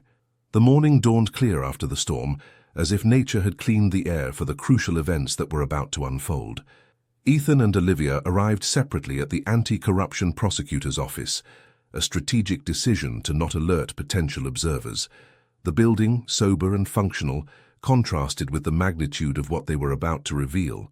A middle-aged prosecutor, James Harrison, received them in an austere meeting room. Mr. Morgan, Miss Carter, he greeted formally. I understand you have information about possible corporate crimes. More than possible, replied Ethan, placing a meticulously organized folder on the table. We have documented evidence of international bribes, falsification of environmental permits, and, most seriously, money laundering from drug trafficking. The prosecutor raised his eyebrows, clearly surprised by the forcefulness of the accusation. These are extremely serious allegations, Mr. Morgan, especially coming from the CEO of the implicated company. I'm aware of that, nodded Ethan, and I'm prepared to face the legal consequences that correspond to me for my supervisory negligence. For the next 2 hours, Ethan and Olivia methodically presented the evidence collected. Bank statements, contracts with irregularities, suspicious transfer patterns, testimonies from employees in Brazil. Prosecutor Harrison's expression gradually shifted from incredulity to amazement, and finally to a professional gravity as he took detailed notes. And you're sure that Mr. Nash is the main responsible party? He finally asked. The documents clearly point to him, confirmed Olivia. He's been operating a parallel network within Morgan Holdings for years, using subsidiary companies to channel illicit funds. With the possible passive complicity of Frank Morgan, added Ethan, his voice tensing as he mentioned his father. The prosecutor closed his notebook, studying them carefully. Mr. Morgan, I must warn you that this complaint will set in motion a process that you cannot stop. It will affect the company, your personal reputation, your family. I know, replied Ethan firmly, but the cost of keeping silent would be greater. Very well. The prosecutor collected the documents. We'll initiate a formal investigation immediately. Meanwhile, I'd recommend maximum discretion. If Mr. Nash suspects you've come to us, he already suspects we're investigating, intervened Olivia, but he doesn't know how much we've discovered or that we've taken this step. Keep it that way, and be available to expand your statements in the coming days. The prosecutor stood up, concluding the meeting. And Mr. Morgan, I admire your integrity, Not many executives in your position would do what you're doing. Ethan nodded, silently thanking him for the recognition. Upon leaving the building, he and Olivia took separate paths, agreeing to meet later at a discreet cafe far from the financial district. What neither of them noticed was the figure observing them from a car parked across the street, nor how he took his phone to make an urgent call as soon as he saw them leave. The Café Liberty was a bohemian establishment in a residential neighborhood, far enough from the business world to provide a certain anonymity. Olivia arrived first, choosing a table at the back that offered good visibility of the entrance. While waiting, she mentally reviewed the events of the last 24 hours, the encounter with her father, the revelations about Victor, the night with Ethan. Everything seemed part of a surreal movie, not her real life. Her phone vibrated with a message. "Will arrive in 10 minutes. Emergency meeting at the office. E." Olivia frowned, concerned. An emergency meeting didn't bode well, especially considering the circumstances. Had Victor already made his move? While waiting, nervous, she noticed a man who entered and looked around before heading directly to her table. With surprise, she recognized Ryan, Ethan's personal assistant. "Miss Carter," he greeted formally. "Mr. Morgan asked me to deliver this to you personally." He handed her a sealed manila envelope, and without waiting for a response, quickly left. The behavior was strange, even by Ryan's usual standards of discretion. Olivia opened the envelope cautiously. Inside she found a USB drive and a handwritten note. "In case something happens to me, I trust you. E." A chill ran down her spine. The note sounded like a farewell, a prediction of disaster. Her instinct screamed that something was terribly wrong. Without waiting any longer, she called Ethan's cell phone. After several rings, it went to voicemail. She tried again with identical results. Finally, she called his office directly. "Mr. Morgan's office," responded Catherine's efficient voice. "Catherine, it's Olivia Carter. I need to speak urgently with Ethan." "I'm sorry, Miss Carter. Mr. Morgan is in an extraordinary board meeting, strictly behind closed doors." "When did it start? Who called it?" The confusion was evident in Catherine's voice. "Mr. Nash called it this morning as an emergency. It began about 20 minutes ago." Olivia hung up, feeling how anxiety transformed into panic. Victor had acted with a speed that could only mean one thing. Somehow, he knew they had gone to the prosecutor's office. Without thinking twice, she paid for her untouched coffee and rushed out toward the Morgan Holdings headquarters. The boardroom occupied the 20th floor of the building, an imposing space with panoramic views of Los Angeles, and a huge mahogany table where decisions affecting thousands of employees were made. When Olivia arrived, she found Catherine pale and visibly nervous. "What's happening?" asked Olivia, trying to maintain calm. "I'm not sure," replied Catherine in a low voice. "But Mr. Nash arrived with Frank Morgan and several lawyers. And all board members are present, including those who normally participate by video conference." "Can I go in?" Catherine shook her head. "Strict orders not to interrupt under any circumstances. Not even calls are allowed." Olivia quickly evaluated her options. She had no formal authority to interrupt a board meeting, but her instinct told her Ethan was in danger, at least professionally. "Catherine, do you trust Ethan?" The question seemed to surprise the secretary. "Of course. I've worked for him for 15 years. Then trust me when I tell you I need to enter that room right now." Something in Olivia's intensity must have convinced Catherine, because after a moment of doubt, she nodded and handed her a magnetic card. "The side door, it doesn't make noise when opening." Olivia thanked her with a gesture and headed to the indicated entrance. Upon gently opening the door, the scene she found confirmed her worst fears.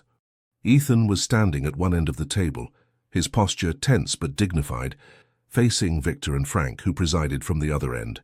The board members, a dozen men and women with grave expressions, occupied the sides. On the table, scattered documents that Olivia recognized as the falsified contracts mentioned by her father.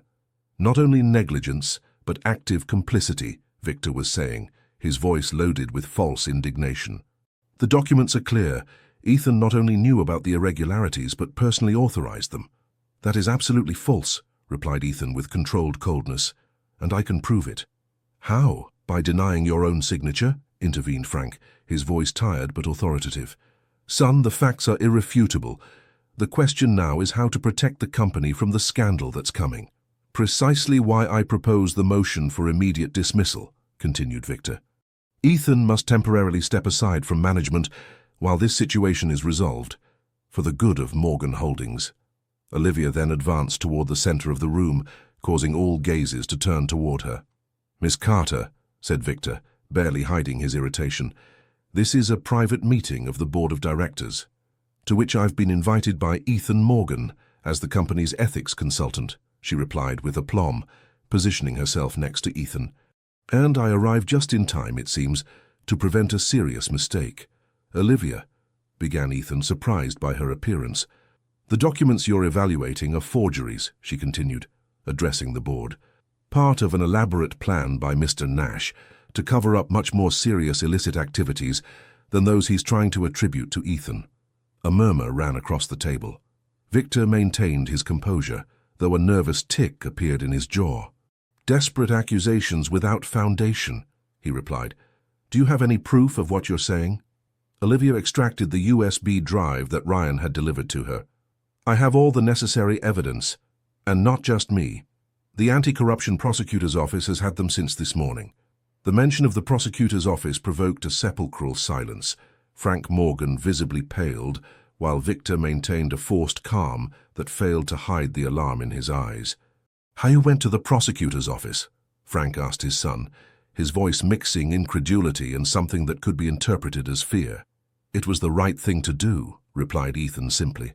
You've endangered the entire family legacy for a fit of morality, exploded Frank, hitting the table with his fist. Everything I built, everything I gave you. What you built had rotten foundations, father, replied Ethan, with a calm that contrasted with Frank's agitation. And I prefer to lose it all than continue perpetuating a corrupt system. The tension in the room was palpable. The board members observed the family drama with a mixture of fascination and concern, aware they were witnessing a historic turning point for the company. Ladies and gentlemen, intervened Victor, trying to regain control. Regardless of Miss Carter's unfounded accusations, the documented facts justify Ethan's temporary removal. I propose we proceed to the vote. Before voting, interrupted Olivia, the board should know exactly what this memory contains. She inserted the device into the computer connected to the room's projector. Specifically, evidence that Victor Nash has been using Morgan Holdings subsidiaries to launder drug money for years. The accusation, so direct and serious, provoked expressions of shock among the board members. On the screen began to appear bank statements, emails, contracts with Victor's handwritten annotations detailing suspicious operations. This is a fabrication, stammered Victor, his facade of confidence visibly crumbling. A conspiracy to discredit me. A conspiracy that includes your own handwritten notes, replied Ethan, pointing to specific documents. Your signatures on transfers to accounts in tax havens. Your meetings with known drug traffickers documented by international agencies. Frank Morgan observed the projection with an indecipherable expression, his face gradually transforming from anger to horror as he understood the magnitude of what he had allowed in his company. Victor, he finally said, his voice barely audible, is this true? Before Victor could respond, the main door of the room burst open. Prosecutor Harrison entered, accompanied by several police officers. Victor Nash, he announced formally. You are under arrest for the alleged crimes of money laundering, document falsification, international bribery, and belonging to a criminal organization. Chaos erupted in the room as police advanced towards Victor, who in a final desperate act looked directly at Ethan. You won't survive this, he said, with a voice loaded with hatred. The company will sink, and you with it. All for her. He pointed to Olivia with contempt. Robert's daughter, as moralistic as her father pretended to be at the end. As the police took Victor away, Prosecutor Harrison approached Ethan and Olivia. I apologize for the dramatic interruption, he said, but we received urgent information indicating that Mr. Nash was planning to leave the country tonight. We couldn't wait.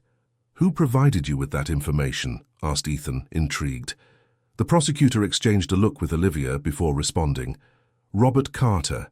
He presented himself at our offices barely an hour after you. Olivia felt the ground move beneath her feet. Her father, whom she had seen for the first time in 15 years just the day before, continued to influence her life in ways she could never have imagined. "We'll need your collaboration in the coming days," continued the prosecutor, addressing both of them. "This is just the beginning of an investigation that could extend for months." When the prosecutor and agents left, the boardroom was plunged into stunned silence. The members exchanged looks of disbelief, processing the revelations they had just witnessed. Frank Morgan remained motionless in his seat, his face a mask of contradictory emotions. Finally, he stood up with effort, leaning on the table. "The board is suspended until further notice," he announced in a tired voice. "Ethan, I need to talk to you in private."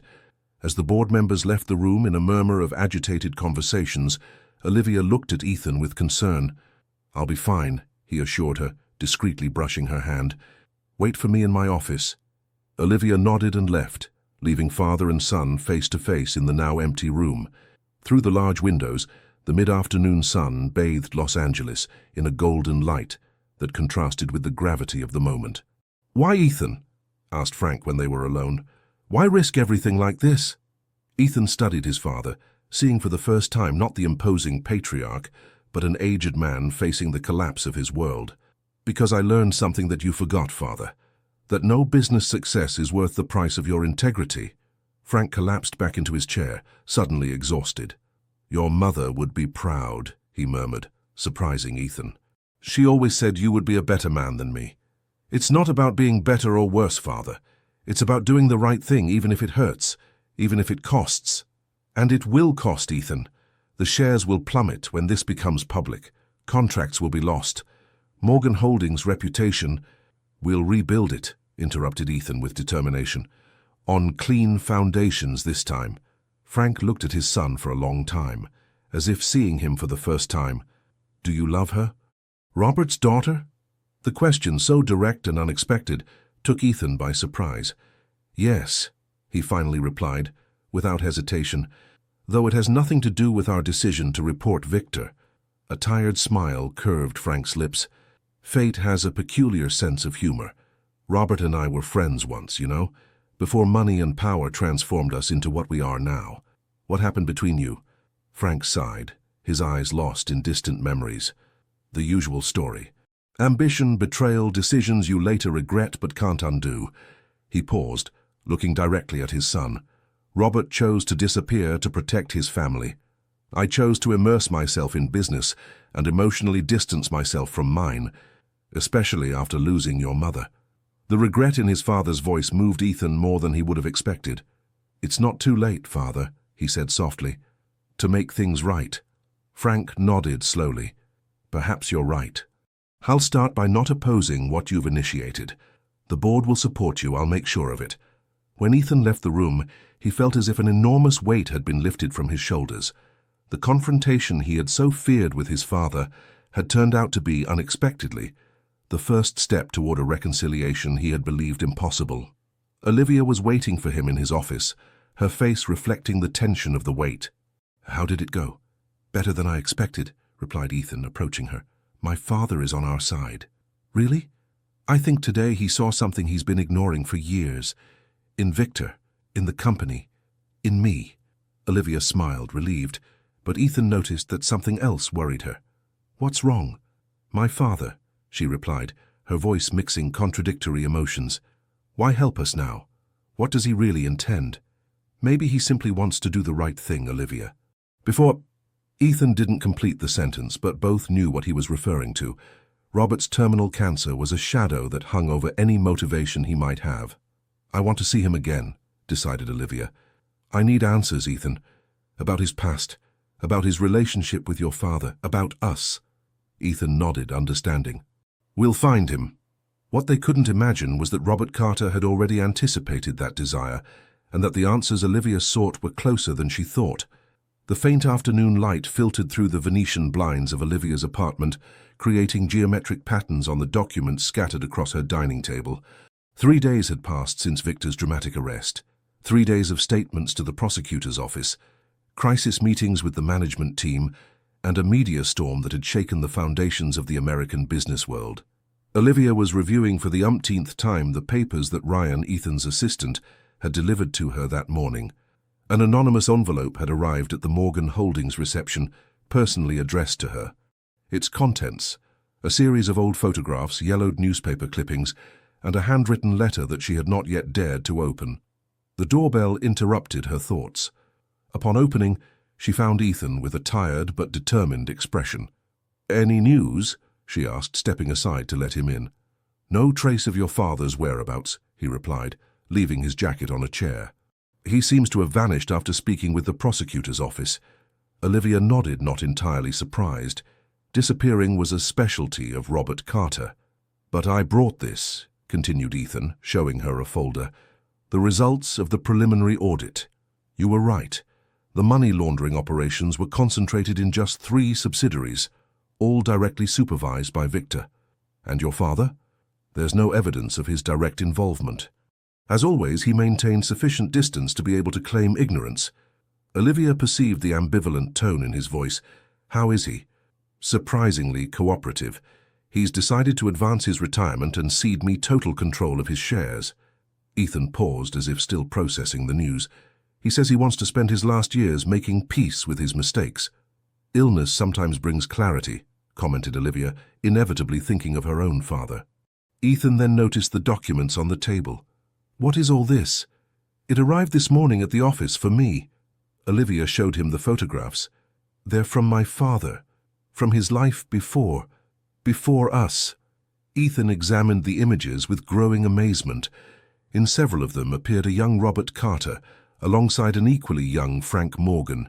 In one, particularly revealing, both posed smiling with their respective wives at what appeared to be a formal dinner. "Our fathers didn't just know each other," murmured Ethan. "They were close friends." "There's more." Olivia showed him newspaper clippings documenting the foundation of the first joint company between Frank and Robert, a business importing exotic woods that would eventually become the seed of Morgan Holdings. "Why did they never talk to us about this?" asked Ethan, perplexed. "Why keep it secret all these years?" Olivia finally took the envelope with the letter, her hand trembling slightly. "I think the answers are here." Carefully, she extracted several pages covered with the elegant but somewhat shaky handwriting of a sick man. "It's from my father." Ethan sat beside her, offering his silent support as Olivia began to read aloud. "My dear Olivia, if you're reading this, it means you've gone further in your search for the truth than I ever feared yet also hoped. There are so many things I should have explained to you years ago, so many silences that now weigh like mountains on my conscience. Frank Morgan wasn't just my business partner. He was my best friend for more than 20 years. Together we dreamed of building an empire, 2 ambitious young men who believed they could conquer the world without getting their hands dirty. How naive we were. The beginning of the end came with our expansion to Latin America. What began as small facilitations to expedite permits gradually became a structural system of corruption. Frank preferred not to know the details, while I immersed myself deeper and deeper into a world of moral compromises and questionable decisions. Your mother knew. Maria always had that ethical clarity that you have inherited. She gave me an ultimatum. Either I abandoned those practices or she would leave me. Out of pride, greed, simple stupidity, I chose the business. The biggest mistake of my life. But the real reason for my disappearance was darker. On one of my trips to Colombia, I unknowingly crossed the invisible line that separates shady business from the truly dangerous. I became an involuntary intermediary for a cartel. When I tried to withdraw, they made their position clear. Either I continued or my family would pay the price. Disappearing was my only resource to protect you. Frank knew, and out of friendship or guilt, agreed to watch over you from a distance. The money your mother received monthly, which she believed to be from insurance, actually came from a fund we established together. Years passed, and when I believed the danger had diminished, I tried to return to your life. But I saw in you the woman of integrity your mother had formed, and I knew I had no right to contaminate you with my past. Now that the end approaches, I need you to understand one last thing. Ethan is not responsible for the sins of his father, just as you are not responsible for mine. What is between you, and I know there is something profound, has roots older than you imagine, but also wings stronger than the mistakes of the past. Frank and I were ambitious, then corrupt, finally cowards, but you have the opportunity to be something we never were, brave in the face of truth. Forgive us if you can. Build something better than what we destroyed, with the love I never knew how to express. Your father, Robert. When Olivia finished reading, tears were flowing freely down her cheeks. Ethan embraced her in silence, allowing her to process the weight of those revelations. Our lives have been intertwined since before we met, murmured Ethan finally, as if fate were trying to repair through us what our fathers broke. I don't believe in fate, replied Olivia, wiping away her tears. I believe in choices, and that we can choose a different path than theirs. Ethan's phone interrupted the moment. Seeing the number, his expression changed. It's from Los Angeles Memorial Hospital, he said before answering. The brief conversation transformed his face into a mask of concern. My father, he explained upon hanging up. He's suffered another heart attack, more serious this time. He's in intensive care. Let's go, said Olivia immediately, grabbing her coat. I'll come with you. The journey to the hospital passed in tense silence, both immersed in thoughts about imperfect fathers and complicated legacies. Upon arrival, they were immediately directed to the ICU, where a doctor awaited them with a grave expression. Mr. Morgan, he greeted, your father is stabilized, but his condition is delicate. The cardiac damage is extensive. Can I see him? Briefly. He's conscious but very weak. Ethan looked at Olivia, hesitating. Go, she encouraged him. I'll be here when you come out. Frank's room was dimly lit, illuminated only by the glow of medical monitors. The man lying in the bed seemed a diminished version of the powerful patriarch Olivia had met days ago. Father, said Ethan softly, approaching. Frank opened his eyes with effort. Ethan, he whispered, his voice barely audible. You came. Of course I came. A weak smile crossed the old man's face. After everything that's happened, I wasn't sure. You're still my father. Frank nodded slightly, his eyes moistening. I've done everything wrong, haven't I? The company, our family. Even my friendship with Robert. Not everything, Father. You gave me values, even if sometimes by showing me what not to do. A weak laugh, almost a sigh, escaped Frank's lips. You were always the smart one in the family. He paused, gathering strength. Is she with you? Robert's daughter. Olivia is outside, yes. Bring her in, please. There's something I must tell her. Ethan hesitated. Father, you need to rest. What I need is to make peace before it's too late. Please, son. When Olivia entered, the room seemed to shrink even more. Frank observed her with a mixture of admiration and remorse. You're identical to your mother, he finally said. The same determined look. You knew her well, I see, replied Olivia, approaching the bed. Maria was the best of all of us, the only one who had the courage to stand firm when Robert and I began to compromise our principles. Frank breathed with difficulty. I owe her an apology that I can no longer give her, but perhaps I can offer it to you. Why now? Asked Olivia. Why after so many years of silence? Because time is running out, dear. For me, for Robert, too many secrets have poisoned us for too long. Frank sought Ethan's trembling hand. My greatest fear was always that my son would pay for my mistakes, and now my greatest hope is that he finds the happiness I wasted. His eyes moved between Ethan and Olivia. What is between you has protect it. It's more valuable than any company or fortune. The heart monitor emitted an alarm signal, and almost immediately a nurse entered the room. I need you to leave now, she indicated with professional firmness. The patient needs to rest. In the hallway, Ethan and Olivia remained silent, processing Frank's words and the revelations in Robert's letter. Two imperfect fathers trying to amend decades of mistakes in their final moments. It's strange, Olivia finally commented. All my life I've blamed my father for abandoning us, and now I discover he did it to protect us. In his twisted way, it was an act of love. And my father, who was always physically present but emotionally absent, now shows more vulnerability and affection than in my entire life, added Ethan. It seems we need to lose everything to value what truly matters. Olivia looked at him, the realization crystallizing in her eyes. That's what they're trying to tell us, isn't it? Not to commit their mistakes, not to sacrifice love for ambition or pride, or for fear, added Ethan, taking her hand. I've spent my life building walls to avoid being vulnerable, Olivia, until you came and showed me that true strength lies in daring to feel, to connect. I'm scared, she confessed. Of us, of what I feel for you. It's so intense, so unexpected. So am I, he admitted. But I'm more scared by the idea of repeating our father's pattern, letting happiness escape, for fear of deserving it.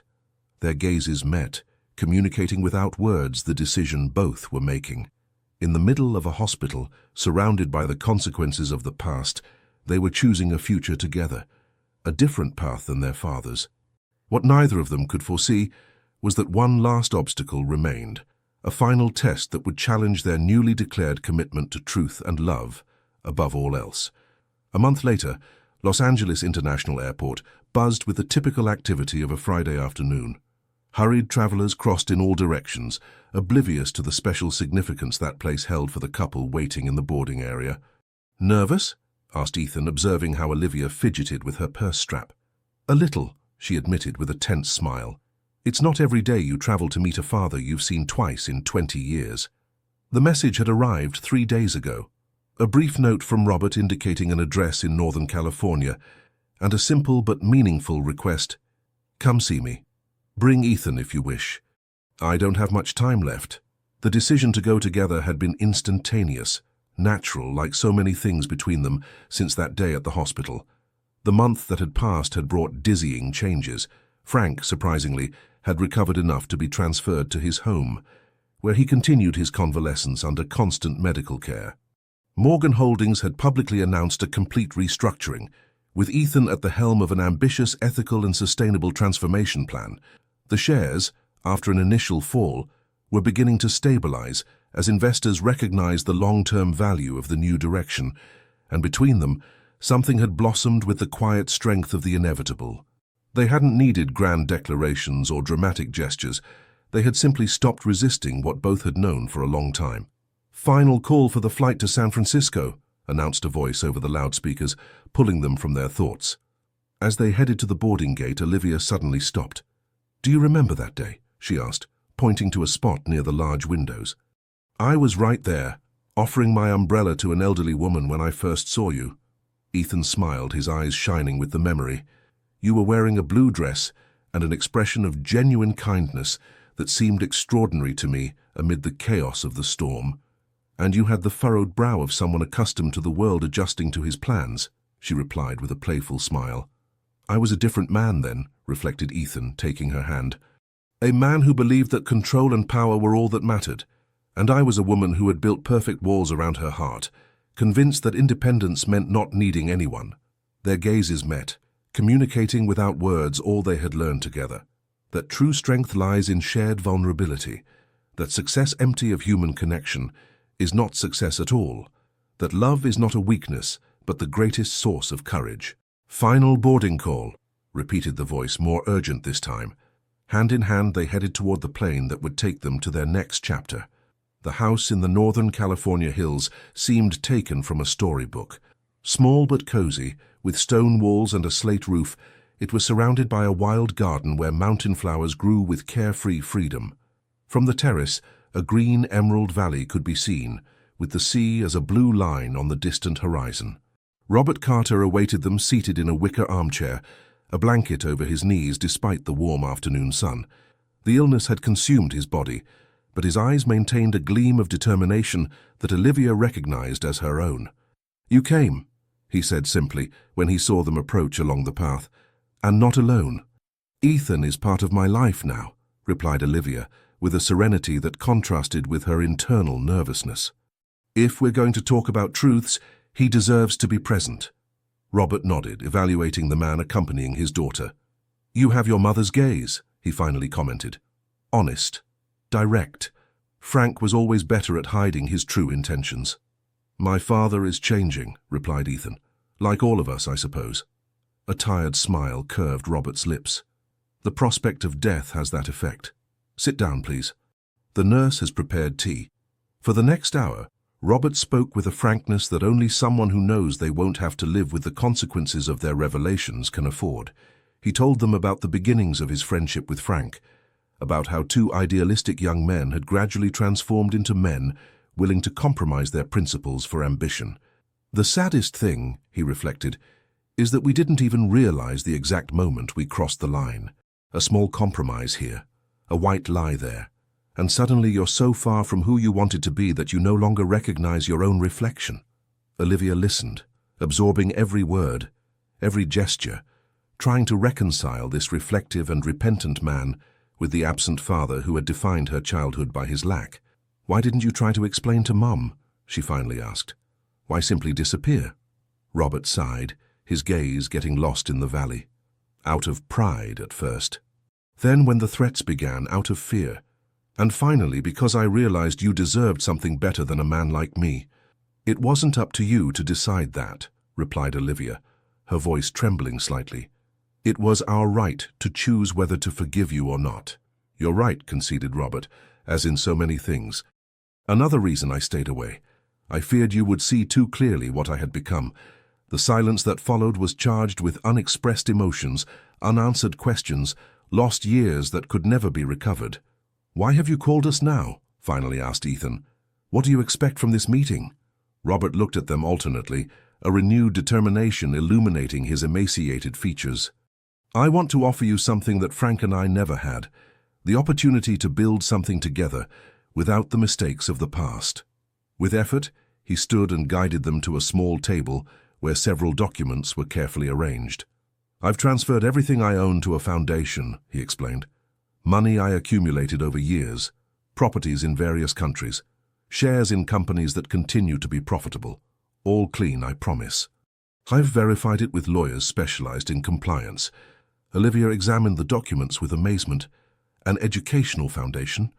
To scholarship young people from vulnerable communities in Latin America and the United States," confirmed Robert. "Areas affected by the same companies I helped corrupt." He looked directly at Ethan. "And I would like Morgan Holdings to be a strategic partner." "Why?" asked Ethan, genuinely intrigued. "Why not simply donate the money anonymously?" "Because the true legacy isn't money, but what we do with it," replied Robert. "And because I want what you build together to be better than what Frank and I destroyed." The implication was clear. He saw in them not only the possibility of redemption for his own past, but the continuation of a story that had begun decades ago, this time with a different ending. "I'm not seeking absolution," he added, noticing Olivia's skeptical expression. "I know that what I did, or failed to do as a father, is unforgivable, but at least I can offer you this, a purpose that honors your mother and everything she valued." Olivia felt tears accumulating in her eyes. Years of resentment, of unanswered questions, of emotional void she had tried to fill, now faced the reality of a dying father who, in his imperfect way, was trying to make peace. "I need time," she finally said, "to process all this." Robert nodded, understanding. "Time is the only thing I can't offer you in abundance, daughter. But I'll respect your decision, whatever it may be." The sun was beginning to set, tinting the valley in copper and golden tones. Robert, visibly exhausted, asked his nurse to help him return to his room to rest. "Tomorrow will continue," he promised, "if you decide to stay." Once alone on the terrace, Ethan and Olivia silently contemplated the spectacle of the sunset, each immersed in their own thoughts. "What do you think?" Ethan finally asked. Olivia took time to respond, organizing the whirlwind of emotions that traversed her. "I think of circles closing, of second chances, of how sometimes forgiveness isn't so much for who receives it as for who offers it." "Will you accept his proposal?" "I don't know," she admitted. "Part of me wants to reject it, maintain the emotional distance I've cultivated for years. Another part sees the potential to transform something painful into something beautiful." Ethan took her hand, intertwining his fingers with hers. "Whatever your decision, I'm with you. But if you allow me to share my perspective..." Olivia nodded, grateful for his silent support throughout the conversation with Robert. "I think there's a certain poetry in the idea that Frank and Robert's children create something together that repairs the damage they caused. Not to absolve them, but to demonstrate that another path is possible." A soft smile curved Olivia's lips. "Who would have imagined that the relentless Ethan Morgan would turn out to be a romantic?" "Only with you," he replied, his tone light, but his eyes completely serious. "You've shown me that true strength lies in being vulnerable, in risking to love, in choosing integrity even when it costs." Olivia moved closer to him, resting her head on his shoulder as the last rays of sun disappeared behind the mountains. "It's curious," she reflected. We began as consultant and client, almost adversaries. And now, asked Ethan, turning to look at her directly. Now we're partners, she replied simply. In all the ways that matter. Under the darkening sky, sprinkled with the first stars, they sealed that truth with a kiss that tasted of promise, of future, of conscious choice to walk together on a path they themselves would trace, free from the mistakes of the past but enriched by their lessons.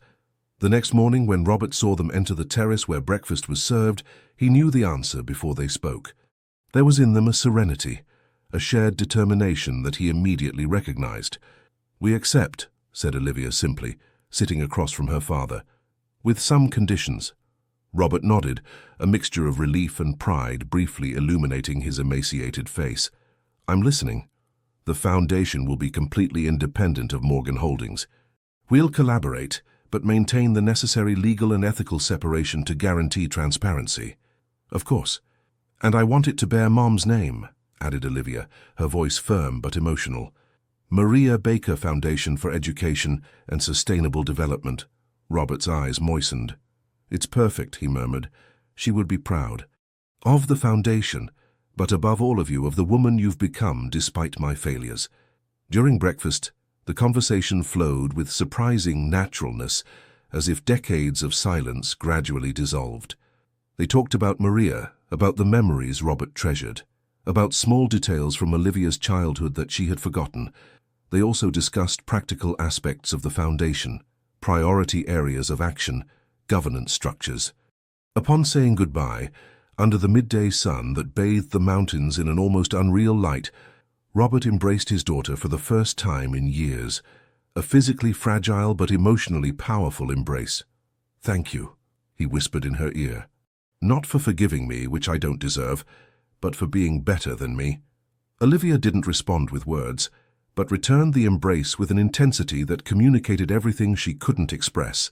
The pain of abandonment, the joy of reunion, the complexity of forgiveness, the hope of tomorrow.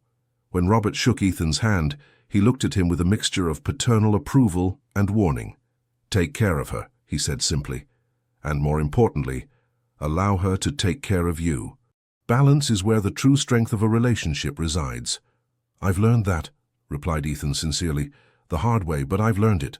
On the return journey, as the plane flew over the same mountains where they had spent the last 24 hours, Olivia rested her head on Ethan's shoulder, a feeling of peace settling within her. "Do you know what I was thinking as we took off?" she asked. "What?" "About how a storm at this same airport changed the course of our lives less than a year ago.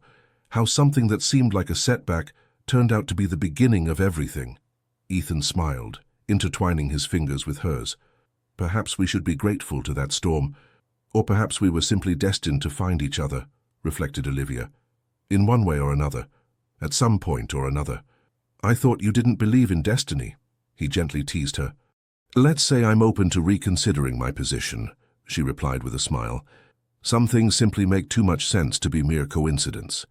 As the plane entered a bank of clouds, both contemplated the future that stretched before them, a foundation to build, a company to transform, a relationship to deepen day by day, a path they had chosen to travel together, aware of the mistakes of the past, but not defined by them.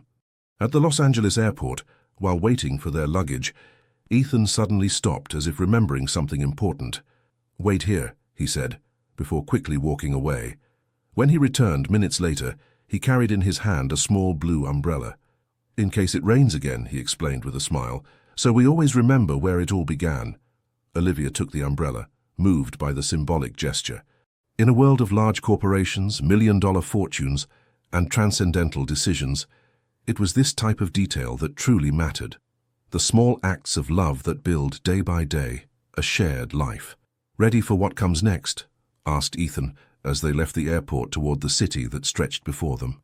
Olivia linked her arm with his, her face illuminated by a serene confidence. "With you, I'm ready for anything." And so, under the clear Los Angeles sky, the billionaire who once missed his flight and the woman who offered him an umbrella and a smile walked together toward their future, knowing they had found in each other not only true love, but also the courage to be the best version of themselves.